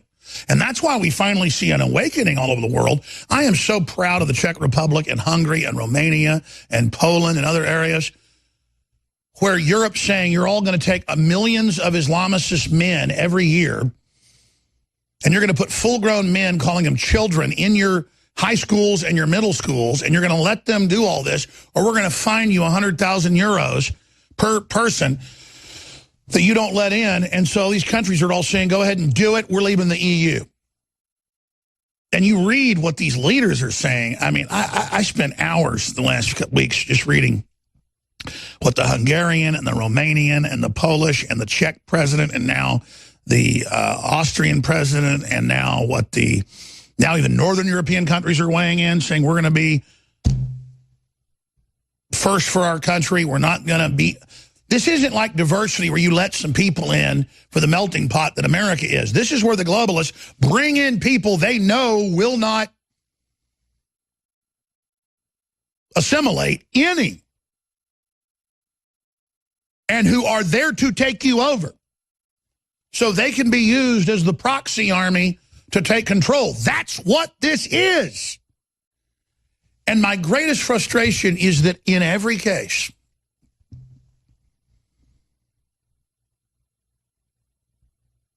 they are completely and totally out in the open about it. But there was an Austrian prince who over 100 years ago developed the plan to repopulate Europe with the Middle East. And they've got that plan, and it's way beyond that now. And it's just incredible when you realize that it's a cult that's anti-Christian. And you read the writings from 100 years ago, and they say, we don't want to be Christian anymore. We want to get rid of that. And then you go and you read what the UN says today, and you read the universities, and it's the wildest stuff. All whites are bad. All Christians are bad. White women should abort their white babies. And then I saw a photo. It's in the Twitter. I tweeted it like Saturday, if you guys can pull it up, or Sunday. I saw a mural on the wall at a place called Waterloo Ice House. It's a pretty good little diner. And I'd been going in there for years, but I never really noticed it just because it was just nostalgic Americana. I guess an ad for Red X beer, Red Cross. They'll pull it in a minute. And it's a man who's been playing golf and a woman with his golf card, his tee card, is handing him a beer, and he's handing in his card, and then his wife is kissing him. So it's the image of a woman bringing you a glass of beer, you just played golf, and your beautiful wife or girlfriend's kissing you. And it's sexist, it's racist, it's everything. And then I knew when I tweeted it, of course it isn't sexist or racist, it says it's lucky when you live in America. It's also nationalistic. And because they're white, it's white nationalist. And now I noticed in the comments, leftists said, oh, yeah, you're crazy. Lucky Logger's not even around anymore, as if that even mattered. And no one's trying to take stuff down like this. And you could pull up 1,000 articles where they're saying, we don't want ads with only white people in it, or there's too many white people in Hollywood, or, and it's the white saying that's creating racial division, or, you know, we don't want to see images of women wearing dresses. Go see the new Star Wars movie. Women are in charge 100% of the rebel forces. And again, I don't mind seeing women in charge of something. It's force-fed as an agenda to get women out of the home, having children, having a base, having a family. So everybody's in the factory, and the state raises the kids, and the children don't thrive, living in these little cradles and getting all their vaccines and getting their formula that the scientists came up with so women wouldn't be needed anymore. They're getting rid of women. They're getting rid of the species. It's their stated plan. But I love how the left, you can pull up thousands of examples of them saying, take down Martin Luther King. He didn't mention gay children in All God's Children up on the mountain together in I Have a Dream. Or take down the mural of football players. It's too masculine. It's toxic. They're taking, or lynch Hall. The word lynch scares us, so get rid of it. It's all an exercise of power. Or the white kid's got her elbow on the black girl in the ad, so that means she's subservient. So take out that. And they're just creating mass mental illness, saying we don't want to get rid of Christmas, even though they're saying happy holidays everywhere and telling kids don't call it Christmas and don't hand out Christmas cards. But then every time I say, look, the war on Christmas, all these leftists go, it's not happening, it's not happening. But they know it's a formula. I learned the average leftist isn't conned. They know they're doing it, but they're there to make you feel alone and to ridicule you. It's in the Facebook documents, the Twitter documents, these brigade trolls they hire. They go out. You could say the sun came up this morning, and they'd say, no, it didn't. And they're just all there because they're all peer pressure driven. So they think you're peer pressure driven. They think I'm peer pressure driven. And so they're there to make us feel alone. Oh, nobody's trying to take down nostalgic stuff. Nobody's trying to get rid of culture. Nobody's trying to do this or that. When you go to those universities across the board, it is the most virile, racist, anti-family, anti-human crap you ever heard. And I'm not giving the, quote, minorities a pass on this just to be a virtue signaler. It's true. They're 90% led by rich white kids whose parents are corporate chiefs. We've done the math on them, and they're there controlling the next generation and getting in place, and they know exactly what they're doing, and it's a scientific operation. And that's the scary revelation, is that just like I went 18 years ago to a smart growth conference, and I kept saying, hey, here's the documents. It's meant to take land away and put people in small apartments and charge them more property tax and take control and shut down other people's land to make this land worth more. And they would go, get out of my way. Of course we know that, idiot. It was such a joke, this group of ravenous, sociopathic, psychopathic control freaks, that they were all there just battling to get a seat at the table, robbing everybody, robbing the farmland, robbing the ranches, raising the property taxes, being exempt. And I was just like, oh my God, they're most of them are totally conscious and evil. They all run their cities and counties and states, and they are criminals. And off the record, they go, of course we're criminals, you moron. Get out of my way. And now the average leftist is a criminal, just like when Gruber would have those meetings, and they're there at the meetings going, teach us how to lie. The average person is trying to join them and is just begging, holding out a sign saying, I want to be evil. This just in, and it ties into what we were just breaking down. James Damore just filed a class action lawsuit against Google, saying it discriminates against white male conservatives. Well, they teach that white males are inherently evil. And that's taught at every major university in the country. I have a good friend who was a Hollywood editor for a while and then came back to get another degree. I've known him since college in psychology. And he's a liberal Jew. And they told him in there, inherently, you need to leave, and all white males need to leave. And these were mainly white women saying this, because you are inherently evil. And so there's some lawsuit going on with that now. And they will straight up tell you that you are inherently bad. And so that's the way this stuff works. Google fires diversity manifesto author James Damore for wrong think. I want to get him on. I really want to push to get him on. I guess Google needs to keep up the left wing's ideological reign of terror. And expanding on that, when I went and saw Star Wars The Last Jedi, it wasn't that every woman was a commander and then 7, 8, 9, 10 deep. It was just all women. It was like a caste system. It was reversing roles. If you think men in the military, you know, is wrong only, and now you've reversed it. There's this thing, well, you know, we got to go out and kill some white people because we got to get payback. Most white people, their ancestors came here after slavery. And most people that had family here before slavery was ended, 2% of the population had slaves. And then it goes into whites being slaves, the sharecroppers, on and on and on. So, again, it's not about including a black guy as a hero. It's not about including a woman as a hero. It's about a complete forced message. But here's the most important thing. The men are wrong about their strategy. The women are right. And this is the most important thing. You're treated to women being blown up and killed over and over and over again. And what they're saying is women are expendable. Well, here's the thing in all of human development and all other development. Whoever's home taking care of the babies needs to be protected. And if you're not taking care of the fortress, the base, the home, the village, then as a species, you don't survive.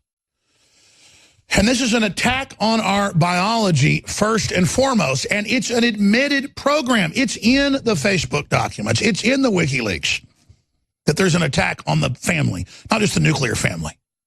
There's an attack on the species, and I can't keep saying that enough. And so they're building a world where women and men are all alone, where my daughters have no future, 3 daughters, where my son has no future. Together, we're one species. And that's why Sink Uyghur of the Young Turds saying, and I understand as an Islamist and a Muslim and a guy from Turkey, some folks are nice from Turkey, that that they believe women are subhuman and stuff, but he's come out, and said he's sorry for the comments. But women have an extra chromosome and women have extra set of DNA. And I want to it's not a patronizing women. It's a fact that all of us are women at the first stages of embryonic behavior. Sure, Sink Uyghur would have been a very ugly woman, but he's a man. And the point is that embryonically he changed into a man from a woman. So again, the idea, ladies and gentlemen, the idea that this guy funded by the Gulf states and all the rest of it, the idea that these people are going to sell you on how to be virtuous and how to be good and how to be a wonderful person is a complete fraud. They're only there to sow deceit. By the way, since they pulled it up on screen for TV viewers, I might as well play this. They said Alex Jones is mentally ill, just like they declared the president mentally ill, and just sit there shaking their heads about, what are we going to do? I don't know. You blew up at me and spit iced tea on me and screamed and yelled and called me fat and ugly and everything else, fat shamed me, which you say, is criminal, basically, whenever you were in public and waved me up to the stage and then said you hadn't done it and said I was behind the stage, like in your own building, when you were in a public area where the press was and 5 feet away there were other booths. And you claim Roger Stone ran up on the stage when he says, no, I'm not coming on your show, and leaves. Just all lies. They don't understand satire when I go, Stelter is literally the face of evil. He runs your life. He runs your culture. He wants to control you. I'm saying the media. Stelter is the archetype. He looks like the Subway guy. And I just said, why does the Subway guy look so evil? Why does Stelter look so evil? Why does Michael Wolff look so evil? Okay? And then they turn this into this whole thing to deceive their viewers, to not know what having some fun is, ladies and gentlemen. Yes, I believe Stelter's evil. Yes, I said culturally they're bleeding us dry, so they're drunk on the blood of our children's future. And they go, oh, you're being an actor.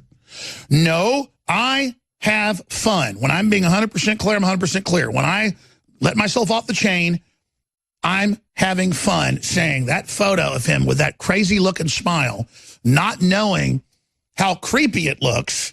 And Stelter even tweeted and said, thanks for using a nice photo of me. Nice photo? That could be the cover of American Psycho 2. I mean, it's creepy, and it really triggers me. But these folks can't even tell the difference. So if I'm crazy and Trump's crazy, thank God we built our own operations. We didn't get money from Qatar or from Gulf state dictatorships, bro. Self-made. So remember that. And, Al Gore gave you money. So in between writing stuff about how women are genetically inferior, I understand. Durka Durka Muhammad Jihad. Let's go ahead and play them freaking out. Here it is. I used to kind of laugh at Alex Jones and his lunacy because I thought, it's partly an act. But the next video really concerned me the most. It made me super uncomfortable because I feel like there's something wrong, okay? Anyway, take a look at the video. Disingenuous, fake, false, broke back, twisted, a defiler, a betrayer, a backstabber, a devil. You will pay. Yeah, you think I don't see your face, scum? You don't think I don't see you, Stelter? I see you. You understand me? I know what you think of me and my family. I see you right back. You understand that? You understand that, Stelter?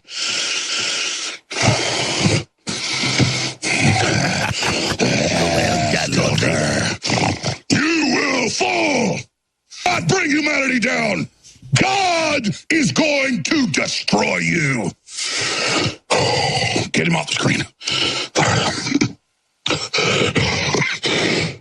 God, they're so evil. Just please, God, free us from them. They hate that. I mean, everything I said, but I did it blood, for God's sake. Okay, I'm going to stop right now. I think the Trump administration paid him off to do this to distract you from that book. Yeah. Wow. That sounds personal, though. That was terrifying. He said broke back, which was calling him gay. Yes. And then he says, I know what you think about my family. Like, it sounds really personal, right? That's right. It sounds very... I called him gay? They've got this obsession where I go, man, they want us to, pay for people to burn their eyes out because they identify as blind, or they want to have sex with your car, and they're trying to create new acronyms for that. And they go, oh, he's anti-gay. He doesn't want us pouring Drano in people's eyes. You're the ones that are crazy. You're the ones trying to finance. I'm not paying for your sex changes. That's not because I'm anti-gay. But it's not like you calling me anti-gay hurts me. It's just, I'm just pointing out what liars you are, Mr. Women are Subhuman, Mr. Islamic Pig Man. We'll be right back with the Islamic Pig Man. I had one goal, and that was to get that particular mug in, looking like the Joker everywhere. From the front lines of the information war, it's Alex Jones. And it got picked up all over the news. And we just watch our audience swell, even though they try to censor us on Facebook, YouTube, Twitter. Our actual streams, our podcast, our radio stations, the ratings are just... Because what we do is we go out and punch the globalists in the nose and say stuff like, wow, Brian Stelter looks like the former Subway guy. Just saying. And why do they all have that same fake, crazy-looking smile? Him, Wolff, all of them. So how did the young turds leader, Cenk Uygur, the young Turks Islamicist, I mean, it's a fact. The young Turks were like the Hitler Youth of Turkey that rounded up and killed the Christians. And then he plays dumb about the name of it. And then he says it's anti-Semitic. Brian Stelter isn't even Jewish. And I don't even know about the Subway guy or the other guy. I'm not the one that's anti-Israel like Cenk Uygur. Or Uygur or Sinker, Jinker, Mooger, Booger, whatever his name is. And again, this guy funded by Al Gore, funded by George Soros, funded by Gulf state dictatorships. Remember when they were funded by Al Jazeera? I mean, it's just got bought by Al Jazeera. And then they sit there pushing their garbage. Force-fed by YouTube, force-fed by Google. That's going to be in the whole antitrust investigation. Their whole thing's falling apart now that videos and also audio has come up of them fat-shaming, saying horrible things, saying women are subhuman. I mean... Cenk Uygur, I think that's how you actually say his name. I mean, he literally wrote, look at these 15-year-old slut whores. Yeah. Yeah. Well, pull up the article. So, women are subhuman and something wrong with them. Well, move to Saudi Arabia and then, Jack, there's something great about women. That's why you'll find me hanging out with women, not with men. You don't like women because you're a big, fat, ugly slob, just like Harvey Weinstein. You just want to flop around like a big demonic porpoise and run our lives and come here with your whole Islamic takeover. Oh, just like Turkey wasn't Islamic until they uncloaked and then rah, jihad, that. But he tells you his name right up front. There's the quote. Obviously, the genes of women are flawed. They're poorly designed creatures who do not want to have sex nearly as often as needed for the human race to get along peacefully and fruitfully. No, they just don't want to have sex with you, bro. Women, don't worry, want to have sex with good guys. You're not it, bro. Anyways, he's a pig. His wife's a CPS worker.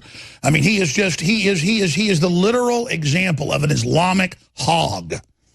a radical hog that just thinks he's going to run everybody and take our openness and rub our faces in it.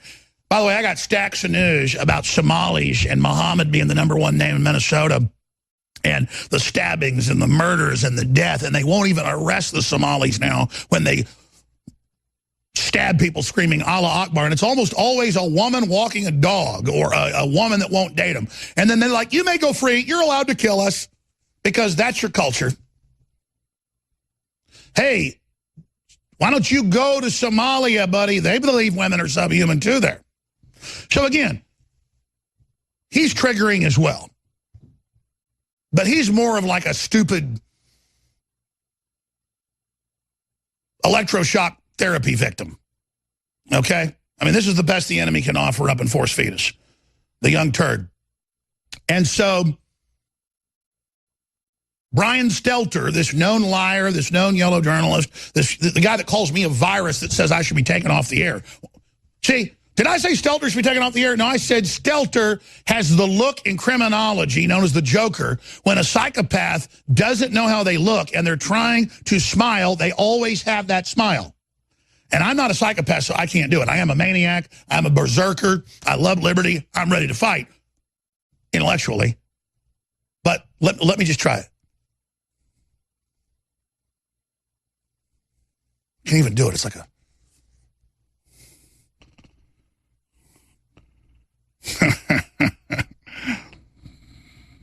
Is he gonna? I can't even do it. I mean, I just can't do it. I mean, can you imagine if that guy came to your door wanting to date your daughter? And so how do they counter me saying, I know you don't like me. I know you hate me. The globalists say they hate flyover country. They say they hate Christians. They say they hate conservatives. They say they hate everything we stand for. All these people do. They're hired by the globalists to take over and destroy it. So, of course, they got to hire scum that's into this stuff, that already had some chip on their shoulder and wanted to pull down something that they have class envy of. I mean, I get the Islamists just want to burn down the West and take it over and put the women back with hoods on their heads and sell them on slave blocks because they're genetically inferior, according to you and your master male race theory. And that's why Linda Saussure and the Islamicists are force-fed by your network and by the left, because they're going to bring women into total bondage and you know, out of the West, out of freedom, where the West is all about the goddess. You want to get really occultic. I mean, what you have is a satanic, monotheistic, anti-female system coming into the West that's Christian and Judeo, but also in its base ethos, goddess worship. That's what our country's named after. It's what Europe's named after. It's what's on top of all the buildings. It's what it's all really about, is chivalry and women. And you come in, a big bloated jihadi, and you tell us how you're going to take care of the women, you spiritually ugly creature. Because you're a stunted demonic blob. You know you're fallen. Now, let's continue back with the Stelter breakdown where they announce I'm insane. What, for pulling your chain and half the other Soros media? Yeah, I'm real insane, like a fox, you creature. Let's go back to it. That sounds personal, though. That was terrifying. He said broke back, which was calling him gay. Yes. And then hey, back that up again. Broke back. Back it up to when they start talking after I talk. Broke back. Broke back means weak. Broke back means no will. Broke back means controlled by other people. Let's look up the definition of broke back. Not from the Urban Dictionary, because, you know, gay used to mean a gay day. He was a gay lad. We had a gay time until it became a new word. A fag used to be a burning ember cigarette. They still call it that in England. People will walk by and hear, hey, I'll get a box of fags. But again, if I wanted to call him gay, I would call him gay. I called them broke back, weak, pathetic, scum, liars. Let's continue. The Trump administration paid him off to do this to distract you from that book. Yeah. Wow. That sounds personal, though. That was terrifying. He said broke back, which was calling him gay. Yes. And then he says, I know what you think about my family. Like, it sounds really personal, right? That's right. It sounds very passionate. Maybe they had a little romantic rendezvous and he's upset about it because he was like... Pause again. The left all came, hundreds of reporters trying to move the jury to take my children away from me. They failed. And they said I shouldn't have kids, and these very shows said it. So they all play dumb when his wife is a CPS operative. So they all sit up there playing dumb. They know exactly they hate our families. They hate bitter clingers. They hate flyover country. And they personally tried to destroy my life. And these scumbags talked about it themselves, but now they're going to play dumb. Let's go back to the guy whose ancestors took down Constantinople and turned it into an Islamic hellhole. Let's go back to him. Let's go back to the guy that, you know what, I'll give Sink this. You have conquered the heart of Christendom, the Eastern Empire. You actually almost took down Christianity. So I'll say that. You're a dangerous foe, you young Turk. Let's go back to him.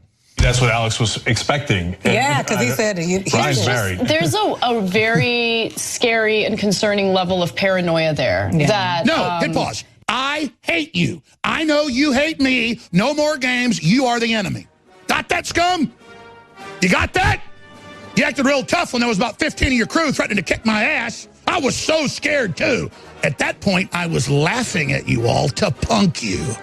I was in control, not you. Not you. Now go back to Istanbul, which you've already captured. You will not capture this area. By the way, they admit over 1.5 million Armenians were exterminated by the Young Turks. Sink says it never happened. We are back live. I'm your host, Alex Jones. Newswars.com, Infowars.com. When you see a live feed or a live link on Facebook, Twitter, YouTube, Google, Infowars.com/show, share those links. That's how we win the fight against complete charlatans like Sink Uygur and his vassal minions. By the way, we pulled up the definition of brokeback. It means failed. It means hunchbacked. It means defeated. And so the mainstream media is brokeback. They're still alive, but they're brokeback. They're no good. But again, the globalists expropriate all terms and then make them politically incorrect. Then I talk about how the media and the globalists run our system. And they go, oh, he said bank. Doesn't he know Stelter isn't a Jew? They're the ones bringing Jews into this. And again, it's the left that doesn't even want Israel to exist. So again, that's all they've got. You're a Nazi. You're this. You're that. When it's Oprah Winfrey heading up a depopulation of Africa program for Bill and Melinda Gates, and it's in the Wall Street Journal. But that's okay because she's the Black Hillary. She's the high priestess of death. She's the sellout. She's the one, we just tweeted at Real Alex Jones earlier, sticking her tongue in Harvey Weinstein's ear publicly, but telling all other men they're bad. But Harvey Weinstein, you're good. And Meryl Streep, you're right. Pedophilia is good. Remember Meryl Streep? You're in the middle of the Roman Polanski thing trying to get his conviction overturned for kidnapping and raping a 13-year-old girl. Of course, under Islam, Turkey's making it legal to have sex with 9-year-old girls and make them pregnant. Turkey is moving to legalize it. Their high court just opened it up because Muhammad had a wife that was 9 years old. She had a baby when she was 10. But Isha? And so Sink's going to teach us all about how to take care of the women when he writes in these articles about how there's deficient genetically. No, I think, I don't know, buddy. I don't know if you can have a baby or got a second set of DNA or any of that. I don't think so. But anyways, let's get back to him because I've spent too much time on it. I've got some other news I want to hit. It's just that looking at the level of baloney is entertaining and how scared they are because I'm invoking the name of Jesus Christ. I'm talking about God and a God that's going to stand up against them. And they don't want us to have that. They want us to be godless so their Islamic power, that's what the Young Turks is an Islamic leftist program, can take us over. And of course, they try to hide it. Oh, we're really liberals. Oh, yeah, no. You know, we talk about that all the time. Saudi Arabia, reasonable discussion. They're a pack of cowards. And they hate it because they're declining. They're falling apart. They're done. They're done. And they know it. All that Soros money, all that foreign Gulf state money dried up. All the Islamic money got dried up. Like what just happened with Trump and Saudi Arabia. Bye-bye money. Oh. No leftist program's ever survived that wasn't funded by some big foundation or some slick outfit. And you can't deliver. You can't win, Sink. That's why your own little leftist foundation's throwing you off the board and you're sinking like a young turd. A young turd. who says the Armenian genocide didn't happen. Here, let's finish up that clip. They had a little romantic rendezvous, and he's upset about it because he was like... Or maybe that's what Alex was... Back it up. I'm upset by the face of a psychopath, in my view. That look, not knowing that you look like a total demon when there's no humanity, not a real smile, it's totally fake. It's a smile of a narcissist preying on you.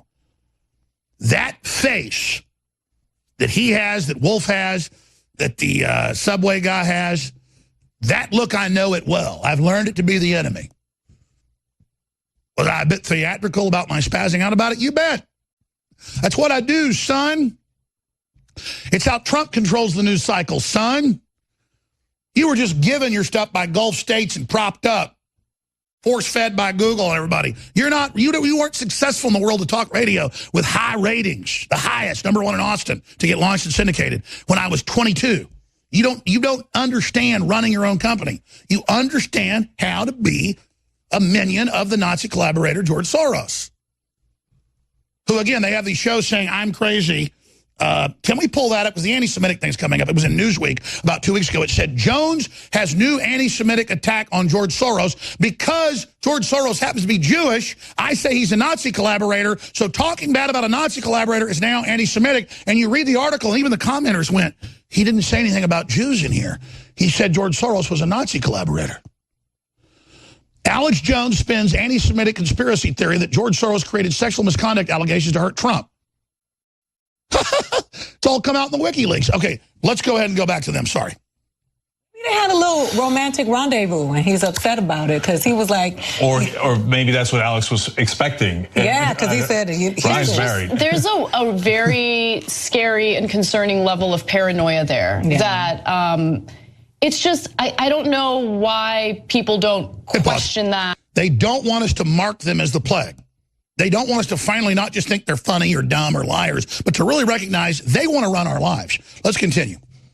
More, right? Like at first I was like, oh, it's an act. He's just trying to, but that video, that part of his video was what stood out to me most because it went from kind of being entertaining to now, this is not funny. No, you mean when you were spitting fluids on me and calling me fat and ugly and saying, get the F out of here, and saying Roger Stone, get out of here when he's 30 feet away, standing in the walkway at the media center with booths everywhere, and then you lied and said he stormed your stage? I mean, should we play all that again? Continue. Mental breakdown. I don't know if he's on some sort of some serious drug. I don't know, right? But there's something. What I do know is there's something deeply wrong with that guy. That is not a normal rant. That's not somebody getting impassioned. That man has lost his mind, and it's the most obvious thing anybody's ever seen. Yes, just like the President Trump's lost his mind and doesn't know what he's doing. That's why he just got massive tax cuts. North Korea came to the table, giant stock market, millions of new jobs, incredible, all these giant bonuses. Oh, it's so horrible. Best black unemployment ever. Lowest level of black unemployment ever recorded in the last 100 years. Zero Hedge has one since the 80s. I saw one going back since Bureau of Labor Statistics was founded, like 1920. Pull it up. Black unemployment. Yeah, it's pretty crazy, isn't it, bro?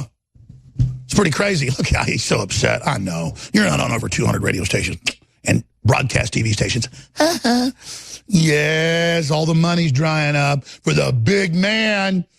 The big caliphate doesn't get to happen as quick as you wanted, did it? And I talked about your little stelter. You can't even see what a psychopath stelter looks like. Or I love how they always blur the video when they play clips of me to make it look like it's super low quality. They always blur it, like make it look like I'm fat like he is.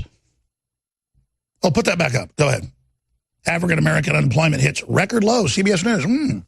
Oh, yeah. Okay, let's go to their other clip. Here it is. It gets even better. Look at these tropes, and I've seen these 1,000 times, and we've seen them in history. So he's and he said literal demon spawn of the pit of hell. And he said right before that, before my heavenly Father. So I'm a Christian, and what is he, right? And then he talks about he runs your kids, he runs the schools. That's super weird. I don't know what that means. But earlier I said he archetype of the media. I said this is the archetype, this is the poster boy for the enemy, for the globalists, clearly lying to his audience, showing a selective clip to deceive his prey. Remember, the women are subhuman. It's him. Women are incredible. Women are better than me. Women are subhuman. Here you go. He runs the banks. Yeah. why would Brian Stelter, who's a journalist, run the banks? The psychopath. Who runs the banks according the power to structure. Extreme right-wing ideology? But the Jews. Is Brian Stelter Jewish? He said he looks like Michael Wolff. Now, why are you talking about how he looks like Michael Wolff, right? And he says, you're the enemy. You're devil-worshipping filth. Right. These are the most common stereotypes there is. Now, I looked it up because I don't know. I don't think about those things, right? And it turns out Brian Stelter is not Jewish. He was raised Methodist. He married someone who's Jewish, but does Alex Jones know that? No. Okay, my guess is he thought those guys, right? And pause again. Oh, those guys, the Islamists you want to take over Israel and that George Soros wants to overthrow, and then we're not for blowing up Israel? But see, you can just portend everything now, and you understand when you are the Islamicist. Oh, you act like you aren't, but you call yourself the Young Turks. Let's continue. So we're going to get more here in a second. And they're the enemy. You know, they want to get us Christians. And his group is the Young Turks that killed over 1.5 million Christians. Who, by the way, were brown. And are great people, just like the Turkish people, but an evil ideology. Let's continue. Okay, my guess is he thought those guys, right? And so... we're going to get more here in a second, and there's going to be more stereotypes, more of these tropes that you've seen in history. So this is some pretty dark stuff. Oh, my gosh. Hey, free shipping store-wide, last day to get it. Biggest sales we've ever had on the high-quality fluoride-free toothpaste, Super Blue, Brain Force, Alpha, Power, Secret 12, Survival Shield, the Real Red Pill. We need your support now more than ever, InfoWarsStore.com. But whatever you do, keep spreading the articles and the videos because it gets under the skin of Mr. Young Turks. Yeah, mainstream media got it right. Corporate horse got it right. Alex Jones has launched a preemptive strike on Oprah 2020. And the fact that she's part of the Rockefeller eugenics operation is not going to bode too well for her. Wait till the black voters find out that she's running a depopulation operation in Africa. You know me, the evil white supremacist trying to keep the black folks from getting aborted and everything else. It's not because I'm a savior or anything. I just, anything I do to somebody else is going to come back on me. So even though I might not like what some groups are doing in general or hating me or whatever, I can't get on the level. Plus, some of our biggest fans are black folks. Some of the most woke people. Hispanics predominantly on the street all over the country are bigger fans than white people. Our biggest problem is all these little snot-nosed white people, I tell you. I don't mean that in a racist way. I just mean it. It is who's running a lot of it. It's all about control, though, because they understand it's a way to manipulate. And so many people don't want to produce. They want to just manipulate. Now, there's a bunch of clips I haven't gotten to. They got me a lot of good clips today, and I've been a bad, bad boy, and Jack Posovic's coming up. And we should play a lot of these clips today. I did play some of it, though, but where to begin? Wolff believes book will take down the president. Why don't we play that? I mean, again, talk about the arrogance of these people. He puts out this shoddy fable that he admits almost all of it he doesn't know if it's true or not. He doesn't know if he quoted people right. Stephen Bannon, of course, 5 days after comes out and says, I'm sorry. Never denies the quotes, just says, I'm sorry. I'm sorry that my blow didn't work. I'm sorry I was an egomaniac. I'm sorry that I brought the Wolff into the White House. I'm sorry I did that. It doesn't matter. Wolff still thinks, perched up there in mainstream media, that he will rule the day. He thinks it's the old days, back when he could still prey on people as a famous yellow journalist. But those days are coming to an end. They're already over. And the wolves of the world, though they celebrate each new lie they launch, each new lie falls on deafer and deafer ears. The future is ours. The future is solved if we simply embrace God's plan and be good, decent, honorable people. It doesn't mean going to church and telling people how good you are and listening to some little glitterbug preacher up there. But it really does mean not being a scumbag and not being jealous of people for no reason and not trying to scam people and treating people like you want to be treated. That's what it really comes down to. But it just shows the delusion of the sinking young turds and mainstream media and their whole broke-back system. We're rising despite all the censorship. They're falling. No one's reporting on them. They're reporting on us. They're not having congressional hearings about them. They're having them about us. Because we carry the light in the dark of the night, and we're willing to execute and not give up, and not give in, and not falter, and not waver, and not cower. Because I'll live on my feet, even if I die on my feet, than licking your big, fat Islamic rear end. And the poor Muslims are the biggest slaves of them all, but there's always controller bees. That's why the left and Islam are merging so well. That are in control, and it's just sickening. I've got this clip. We're going to come back and play here in a minute. Wolff believes book will take down the president. No, it'll be just on time when your Russiagate blew, out comes your new attack. And now the president's going to have the fake news awards the 17th. It got so exciting and so huge and so amazing, literally. They're so triggered by it that now he wants to up the production value and just have an extravaganza. And they're going to convulse and flip out and have Oprah say, how dare you attack our media? Why, it's fascism to not take the lies. You've got to take it. You can't fight back. Censorship is having your own speech. Liberalism means you have no speech. And Harvey Weinstein gets licked on. That's right. It's on Twitter, Real Alex Jones. It's a mainstream photo. It's real. Oprah Winfrey and her lust, her ravenous lust to lick the flakes of dandruff out of Harvey Weinstein's big, giant, ugly ears. All right, Jack Posobiec's taking over in this fourth hour today. Great journalist, researcher, firebrand. I'm going to host a little bit of this segment with him. There's a few clips I haven't got to, and I want to get his take on things. But first off, let's play this clip of Wolff. Michael Wolff believes book will take down the president. Like all the other, I'm sorry to use a gross analogy, but have you ever been to the zoo and monkeys are literally crapping and throwing it at you? And the whole Russiagate thing didn't work, and all the other, Trump's not real, he's not going to deliver, that didn't work. And so now Michael Wolff has reached back there and gotten a big old, you know what, and he's throwing that, and he's finger painting with it on the walls, and he thinks he's really done something pretty. But I think all the king's horses and all the king's men aren't going to put this back together again. And it's been proven to be a total fraud. But to see how this is the best they've got, and to see Steve Bannon trying to apologize now, it's just a true Greek tragedy. Let's go ahead and play that clip of Wolfie. You know, I think one of the interesting effects of the book so far is a very clear emperor has no clothes effect. That the story that I've told seems to present this presidency in such a way that it says he can't do this job. The emperor has no clothes. And suddenly, everywhere, people are going, oh my God, it's true. He has no clothes.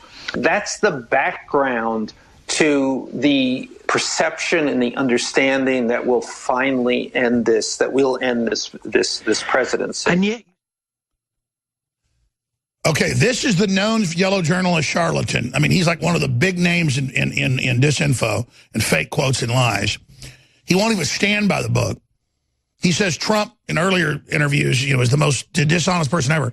But that he fulfills all of his big pledges, tax cuts, trying to secure the border, massive new jobs, killing TPP. I'm not going to list it all. Record low black unemployment, record low unemployment, record new factory, small business startups, record stock market. And this guy just said he's the emperor has no clothes. Good Lord. It's like saying lead has no atomic weight, but the air does. I mean, this guy is empty air. Trump, if he fell on top of, he's like an anvil with Wile E. Coyote falls on your head. I mean, it's hit him right between the eyes. They are the broke back mainstream media. And then he just says, this is the catalyst. This will bring down the emperor that has no clothes. Meanwhile, the Trump knows his destiny's tied to delivering, and he is delivering. Jack Posobiec. Great to be back, Alex. Thanks for having me on again. One thing I would really say about his book, in fact, two major points I take away from how this book is being spun. So first, Michael Wolff, the fact that he's saying my book is designed to end a presidency. There were never books written about Barack Obama like this. There were never books really written about George W. Bush like this, as much as the left hated him. What they're trying to do is to further that doubt, to further that deceit that Trump's presidency needs to be ended. It's a normalization of what they're looking looking for in terms of an impeachment process or possibly the 25th Amendment. I think what Wolff is more directly referring to is actually more of this 25th Amendment push that we've started to hear being talked about. Now, that's the one that has to do with the president being unfit for office and having to do with these mental instability attacks that we're now seeing from all throughout the mainstream media and all throughout people that are reading this book saying, oh, Trump doesn't come out of the executive residence until 11 o'clock, that Trump doesn't know what he's doing. He's just firing off TV. He's watching a gorilla channel, which, of course, turned out to be fake, but people thought was real. This is their new line of attack on the president. They're saying he's not mentally stable enough to do that. President, of course, responding, saying that he was a top businessman, then a television star, then president of the United States on his first try. It doesn't exactly sound like someone who's mentally unstable. And also the 25th Amendment, here's the thing. They would need to get the president's cabinet and the vice president all to vote on this. That doesn't go through Congress. Sure, and Roger Stone first broke back in March, April, and May that they were planning this from newspaper editors he talked to. They said the next thing will be 25th Amendment, mental instability. But you know, a lot of people ask me, they say, are you funded by some big group? And I go, no, I'm part of the super deep state. That's the American people, Americana, the silent majority, that's coming back. Even though you were in naval intelligence, you weren't involved in the Trump campaign via naval intelligence. You were involved as a citizen. But the whole point is we're awake now, and no amount of their remnant criminal groups in the government, which is the deep state, the corrupt deep state, are going to defeat the real deep state that is Texas and New York and Alabama and Indiana and Oklahoma and all the other states, and the people and folks that are awake now understanding what's happened and seeing prosperity come back. I mean, we still have a lot of problems. They still want to kill the president. But, Jack, looking at the prosperity, look at Trump delivering, look at them lying in Gallup polls and others taking 10, 15 points out, oversampling Democrats. Despite that, he's 45, 46, 47 points. That means he's more like 55, 60 points. That's why they're really panicking. And I saw Oprah, Hollywood look so desperate. They look so pathetic. I mean, they are just, they're apoplectic. What are they going to do next? Alex, they're clearly positioning Oprah for some sort of a queen maker role for 2020. I don't actually currently buy the talk that they want her to run or that she will run. Of course, we saw this NBC tweet last night. She's the queen maker Brian for Elizabeth Warren, or I guess is she the queen? This is breaking now. I'm sorry, saying that he wants to run, and Brian, I don't know what his sources are, but I actually don't think Winfrey runs. I think they're going to position her to endorse one of their already anointed candidates. I think they're going to use her to endorse someone like a Kamala Harris or an Elizabeth Warren, or possibly involved even with Mark Cuban. I keep hearing his name bandied about. I don't think Oprah runs because of two things. Number one, she doesn't need it. She's already got all the money in the world. She's already got all of the accolades, and she knows that the people that research her are going to bring out the questions about what her activities, her schools, and her operations in Africa, what's going on over there, and her deep ties to Harvey Weinstein. That was my next question, and we had my audio turned down to you. What about all the skeletons in her closet? And is she positioning also maybe for Michelle Obama? They've been talking about Joe Obama. Yeah, Michelle Obama would be another one that would potentially work out. I mean, you could just see them. I believe they've actually done events together in the past. I'd have to look that up very quickly. But I know, of course, she endorsed Obama in 2008. That carried a lot of weight with the Democrat primaries. Her and Michelle, it would be a natural pair for them to come out, for them to run out. And the Democrats would absolutely love it. We've also seen a lot. If we remember the Alabama race, one of the big takeaways from the special election was the media talking about the power of black women, the ability of black women to swing any race. And they repeated that over and over and over, that narrative, that mantra. And that's the beta test for the next big run. Exactly.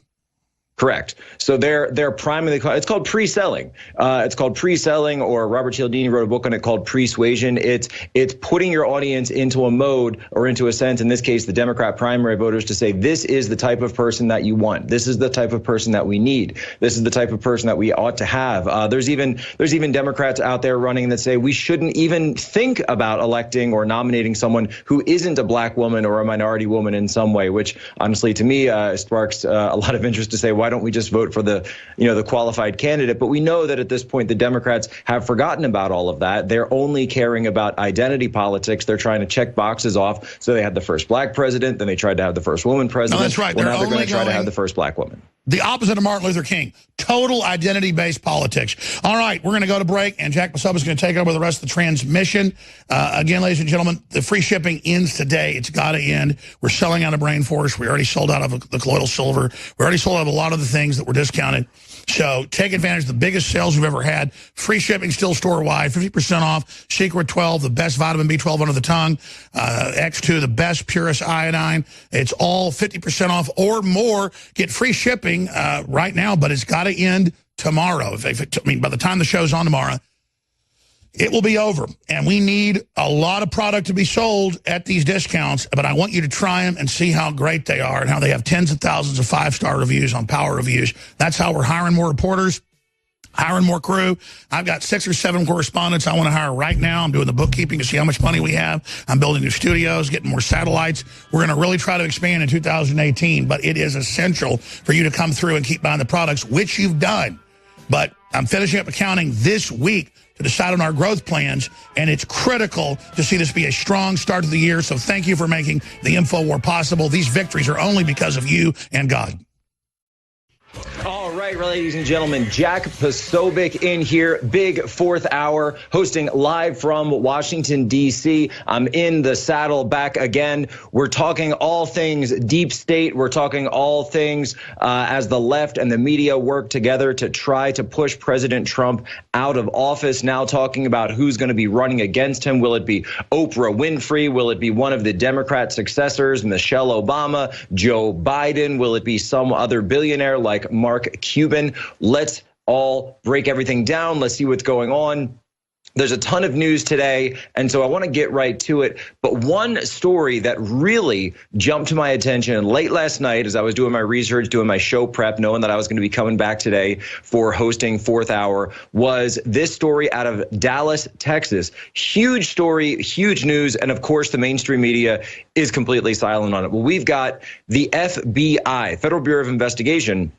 For once, they're not investigating Trump, but who they're actually investigating is these far left domestic terrorist groups. And they've made an arrest. They've actually made an arrest of one of the leaders they see are one of the higher ups in a number of these groups operating in the Dallas area. So the FBI, and we've talked about this in the past before, how it's really the higher levels that have gotten into the political chicanery, getting into the wiretapping of the president, whether or not they use the FISA warrant. And we can talk about that a little later in the show. But at the lower levels, at the field levels, it's the honest FBI agents that are actually going and working to bring threats off the streets, to actually go and make sure that Americans are safe. And person who has now just been arrested about a few weeks ago is this guy by the name of Rakeem Balogun. I think the producers can get the picture up here of Rakeem. So he's been arrested on charges, they said, of illegal firearms, illegal gun ownership.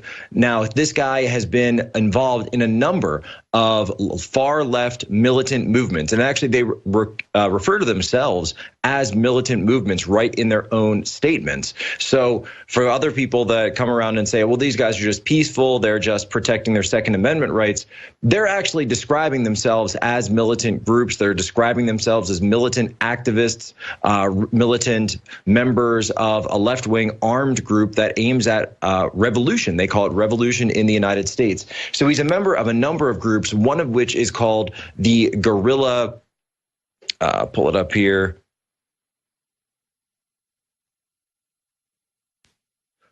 One guerrilla group, another one that is called the Huey P. Long, Guerrilla Mainframe, another one which is called the Huey P. Long Gun Club. And here's a training video. I'm going to play it without the audio because there's a lot of profanity in this thing, but you can actually see a training video of this group. This is the Huey P. Long Gun Club and Rakeem Balogun, who is training these as they refer to themselves as militant revolutionaries. Huey P. Long, for anyone who doesn't know, he was the founder of the Black Panthers. So these are basically an arm or a self-proclaimed arm of the new Black Panther Party, and they're definitely espousing the groups of the new Black Panthers. They've talked about about operations that they'd like to perform, and they've constantly, I can't tell, that might actually be Rakeem there addressing the assembled troops, or that might be him standing in line. It's hard to tell from the grainy footage, but he was arrested on December 11th by FBI agents on firearms charges. Now, these groups operate throughout the Dallas area. They are growing. They have an extreme, and here's their website, guerrilla mainframe, because I want to make sure that we put this up, because every time I go and do a report on one of these things, here's what I do. And people say, Jack, what are your sources on these left wing? I just go to their websites. I go to their websites and I tell you who they are, and I tell you what they are saying. And then fake news media like Newsweek or BuzzFeed comes out and says Posobiec was smearing these activists, and he was making up all this stuff, and he's making all these unsubstantiated claims, when every time I go and focus on one of these groups, and I've always tried to do that very strictly, and I always try to make that a big focus of my journalism, I'm just going to their websites. I'm going to their websites and I'm telling you what they are putting out. I'm playing you videos that they have made. I'm telling you their information. So they talk about revolutionary Marxism all over their website. They have weapons, pictures, people in guns and dog tags and barbed wire all over the place. And imagine, right? Imagine if this were Trump supporters and that was on their websites, going to firing ranges, standing in paramilitary uniforms, putting out propaganda videos like that. People would be called, and Trump supporters would, if this were Trump supporters doing this, wearing MAGA hats. This is actually how Trump supporters are portrayed by the left-wing media. This is how Trump supporters are told. We are told by the media that Trump supporters are the militants and Trump supporters are the gun-toting political extremists out there, when I have never seen Trump supporters standing in paramilitary uniforms holding guns. Now, again, they're not necessarily breaking the law here, and I want to make that clear. But what these videos are, to me, they look like ISIS videos. To me, they look like ISIS recruitment videos or other extremist videos you might see from the Middle East. That is what they are attempting to do with this. This is a recruitment video. They're trying to raise people to their ranks. They're trying to increase their ranks. And as in their own words, they're arming up to export and to extend revolutionary militant movement in the United States. So they're saying that the arrest of their leader was politically motivated. They're saying that he hadn't broken any laws. And here's the thing with the FBI, when they go to arrest someone, if they go to perform a raid, they can't actually arrest someone only for being the leader of a political group, because after everything that happened in the 1970s, after everything that was going on with a lot of these groups, new legislation was passed that placed restrictions on what the FBI could do when it came in terms of political movements. So they can't actually just go after you for your politics. You have to commit a crime. And so while they may place them under surveillance, while they may place them under investigation, it looks like that's what the FBI did here. And we saw some indications earlier this year out of Jeff Sessions' Department of Justice that the FBI created a new entity of classification for investigation. And on their website, they describe themselves as Black Identity Extremists. So Black Identity Extremist is the classification the FBI may have used to surveil this group. And during the course of that surveillance, they may have found out that not all of their gun laws were compliant with actual stated federal law. And that is for the reason for the arrest of their leader. So they're currently championing to get him out. Again, folks, imagine, if you will, that this was the right wing. Imagine if this were Trump supporters that were running around, putting on paramilitary garb, wearing sunglasses, and toting rifles in parking lots of schools, parking lots of playgrounds, waving revolutionary flags, okay? They'd be pilloried. We would be told they are arming to take over the country. They would be called extremists. There would be calls for their arrest and deportation. But when it's the left, they don't even tell you the story. Well, that's why here on at Infowars, we are going to give you the full story. We are going to tell you what's going on. It's not the right doing this. It's the left. We focused on left-wing violence, and we're going to continue to focus on left-wing violence as we call for. All right, folks. Jack Posobiec here from Washington, D.C., coming live, filling in for Alex here, hosting this big fourth hour. Want to take a quick break to remind you guys all about some of the amazing specials that are going on right now, InfoWarsStore.com, and we've got to absolutely talk about the Super Blue products. I've talked to some folks, the representatives from the InfoWars store just over the break, and I said, guys, what do we really want to tell people? They said, Jack, the Super Blue products, that is what we have to focus on right now, because this deal is only going to be available for a limited time. It may only be available for the rest of the day. And folks, this is absolutely essential for people that want to get that good, healthy mouth hygiene, that want to get the toothpaste, that want to get the mouthwash, that want to get the strips, that want to get everything that's available up there. The Super Blue, it's fluoride free. Now, people don't know so much that fluoride has the ability to that can attack your gums, that if it can cause diseases of the gums. A lot of the bacteria that affects your gums, it's going to enter the bloodstream, contribute to those blood clots. Well, Super Blue, it's that groundbreaking formula loaded with halogen iodine as opposed to halogen fluoride. It's so much more healthy for you than putting that fluoride in. And the amazing thing is that it's 50% off right now. So a tube of it, it's only going to be about $7.45. So normally you're seeing something that's going for double that price. Right now, it's 50% off. It's going to be ending soon, folks. That is one of the best ways. And if you want to support what we're doing here, as well as support your own health, as well as support your own hygiene, what's going on in your life, you want to do that for your family, get that set up. Super Blue is definitely a way to go. And also, if you're someone who hasn't tried any of the products from the InfoWars store just yet, start with the toothpaste. Right? It's something, it's toothpaste, you know it works. Everybody that's involved with InfoWars uses it. So go ahead, try it out for yourself, see if you like it. If you do, you can set it up for the recurring shipments, and then you can look at getting in some of the packages. But right now, it's the perfect opportunity to get started, that if you've never done it before, you might as well get it. And if you're going to get in, you might as well get it for 50% off. Looking over at some of the news today, we were talking with Alex just recently about Steve Bannon and his current situation with the White House, what's going on with his relationship with the president. I've spoken to one of my sources earlier today about Steve Bannon's situation. I've spoken to a number of people over the weekend about that. There were some talks about possibly patching things up. There were some talks about basically the reason Bannon put out his statement yesterday on Sunday, basically apologizing. This statement was drafted prior to right when the book came out. Bannon had a statement drafted up and said this was going to be it, and he was going to get it out and push it and say he was sorry as for that the whole thing happened, and he was going to slam the book and say it was completely discredited. Well, as it turns out, that statement didn't get out originally. He didn't want to after the president kind of went nuclear in his own statement. Then Bannon decided on Sunday to put it out and said, all right, well, let's cause a truce. Let's put the statement out. The breaking news, and this is out of The Hill. So Jordan Fabian has the story. It's the White House rejecting Bannon's apology. The White House saying in a statement that Bannon that they're standing by the president's comments that Bannon has lost it, that he's only in it for himself, and that this is just a way to further his own political ambitions and his political career. Basically saying that everything that Bannon said in his apology doesn't matter, and that they're going to be going against him, period. And now this is going to hurt Bannon in terms of trying to put together his operation for 2018. I've asked folks throughout DC what's going on with that, whether his operations are going to be funded, whether other people are trying to come out. And it looks like some of his funders may also be dropping, if what my sources tell me is correct, that some of those people might be pulling out of the PAC.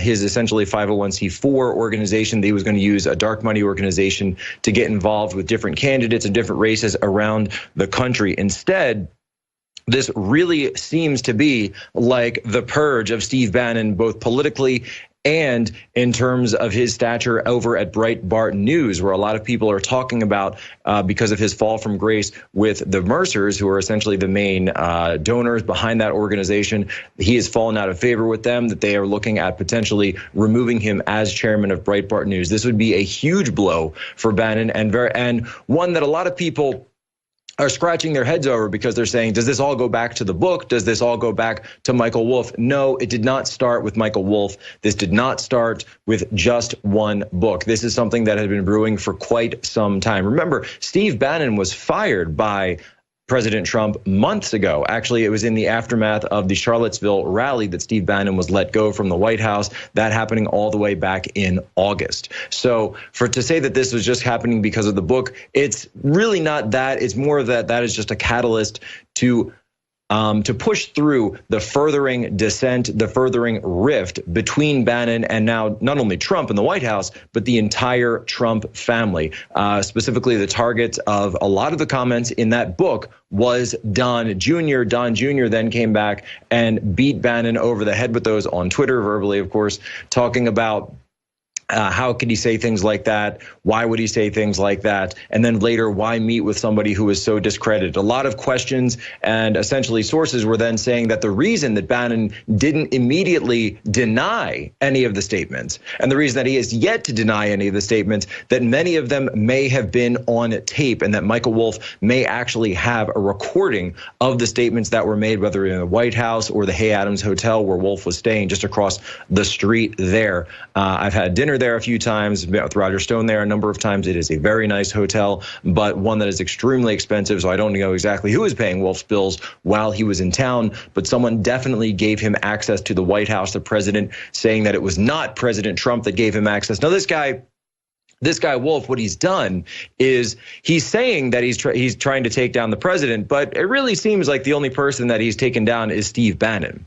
Now, President Trump, and I was going to get to the story a little bit later, he's now meeting with Bob Corker of the establishment, and a lot of people are juxtaposing this and saying that Trump is now moving away from Steve Bannon, that Trump is now using this as an opening to sort of renegotiate or reinvigorate some of his ties with the GOP establishment. The fact that he has been with Bob Corker on Air Force One, the fact that they've been holding events together, holding discussions together, is a huge indication that their relationship has been mended, as opposed to back in last October when there was a huge war of words between the two of them. It seems like Bob Corker was about to become the next Jeff Flake in terms of his never Trump status. Seemed like he was going to use his remaining time in office. He's not scheduled to run for re-election this year. That in only doing to attack the president, to bash the president, him, of course, the senator from Tennessee. But it seems that in the wake of all of this,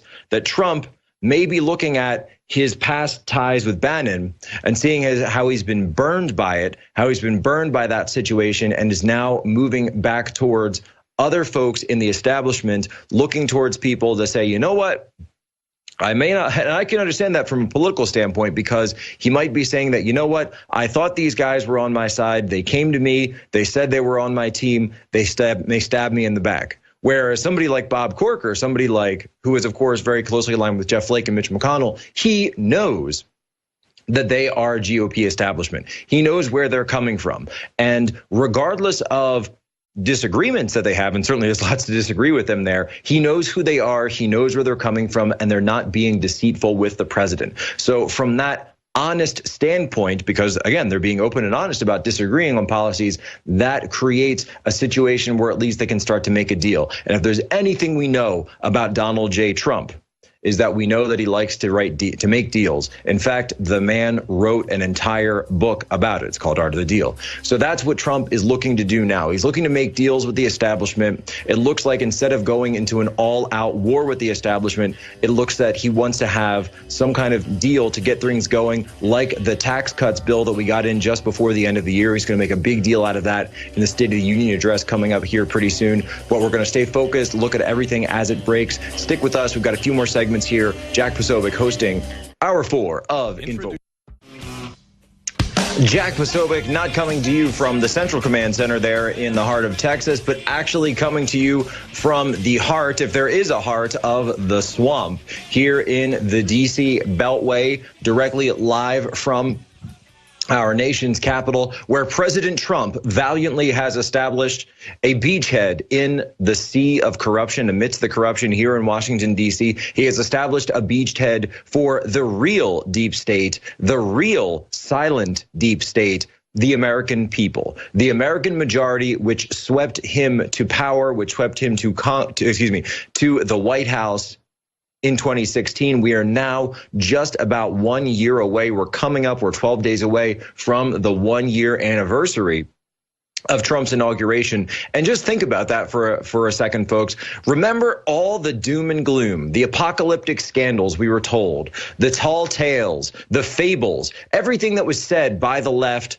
by the media that would happen if Trump was to take office. Everything they said, the stock market was going to crash. They were going to say that racism would be rampant in the United States. They said that World War III was going to happen, that we were going to break out into nuclear war with Russia, with China, with North Korea, all over the place, that ISIS would be widespread. Well, actually, the opposite's happened. Jobs are breaking records. Unemployment rates are breaking records in terms of our record low unemployment for African Americans. Unemployment for Hispanics dropping to a point from last year. All of these things that they said couldn't possibly happen, they're all happening. Jobs coming back, manufacturing jobs. And see, here's one thing that Obama used to always talk about. And he would always play these games with the jobs numbers. And I'm sure they're going to talk about it now because this always comes up around the 1 year mark or the end of the year, start of the new year. Those are jobs numbers. That's what everybody always gets into. Well, one thing that the Obama administration used to love to do was they would talk about seasonal jobs and part-time jobs and things that weren't full-time jobs. And they would refer to them as the same types of jobs. And so they would say, well, unemployment's low because look at all these jobs and look at all these jobs we created. But you would go in and you'd find a lot of them were part-time jobs. A lot of them were not manufacturing jobs. A lot of them weren't good paying jobs. And so when you crunch the numbers and you look at some of the numbers and industry that's actually coming back to the United States, in terms of how much capital is flowing back into the United States. That's why the record high stock market numbers, 25,000 in the Dow, makes so much sense, because that means that those companies, that the big companies are now reinvesting their money back into the United States. That is the major difference between the Trump economy and the Obama economy. So to compare numbers and just say, oh, we had this number, you're not actually telling the full story, because you need to be qualitative, not just quantitative, in terms of the success story. And it's only been a year.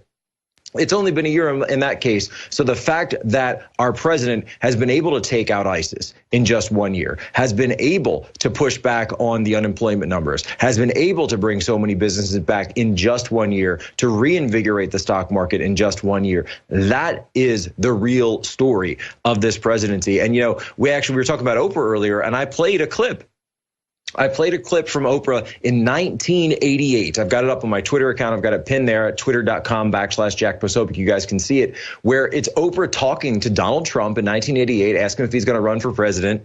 And he says he's not sure, but he said the reason that he would run, if he meant to, and I know that clip that Alex has played it many times on this show, and he said the reason that he wanted to run was that he doesn't like how our country is getting beaten by all the other countries out there, how our companies are getting lost in the international marketplace, how they're losing out to all of these international companies that come in.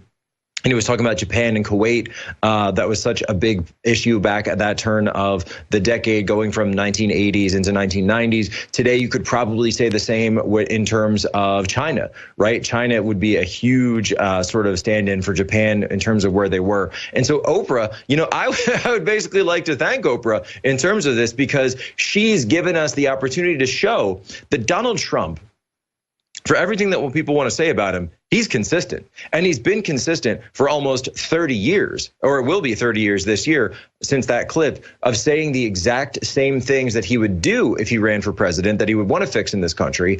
And actually, now that he's been in office, getting them done. Well, now the left and their associates in the deep state want to get him out of office. And that is where the Mueller investigation comes in. This thing that's been discredited from a left and right. We've heard about the FBI's investigation, their attempts to parallel reconstruct the unmasking, the wiretapping, these meetings with people that have ties to Fusion GPS, this dossier that was getting thrown around all over the place. What the heck was going on? What the heck is going on? And what is Mueller going to make of it? Well, now the latest is that Mueller's special counsel is in talks with the White House and the president's lawyers, Ty Cobb and Jay Sekulow, about potentially interviewing the president of the United States under oath.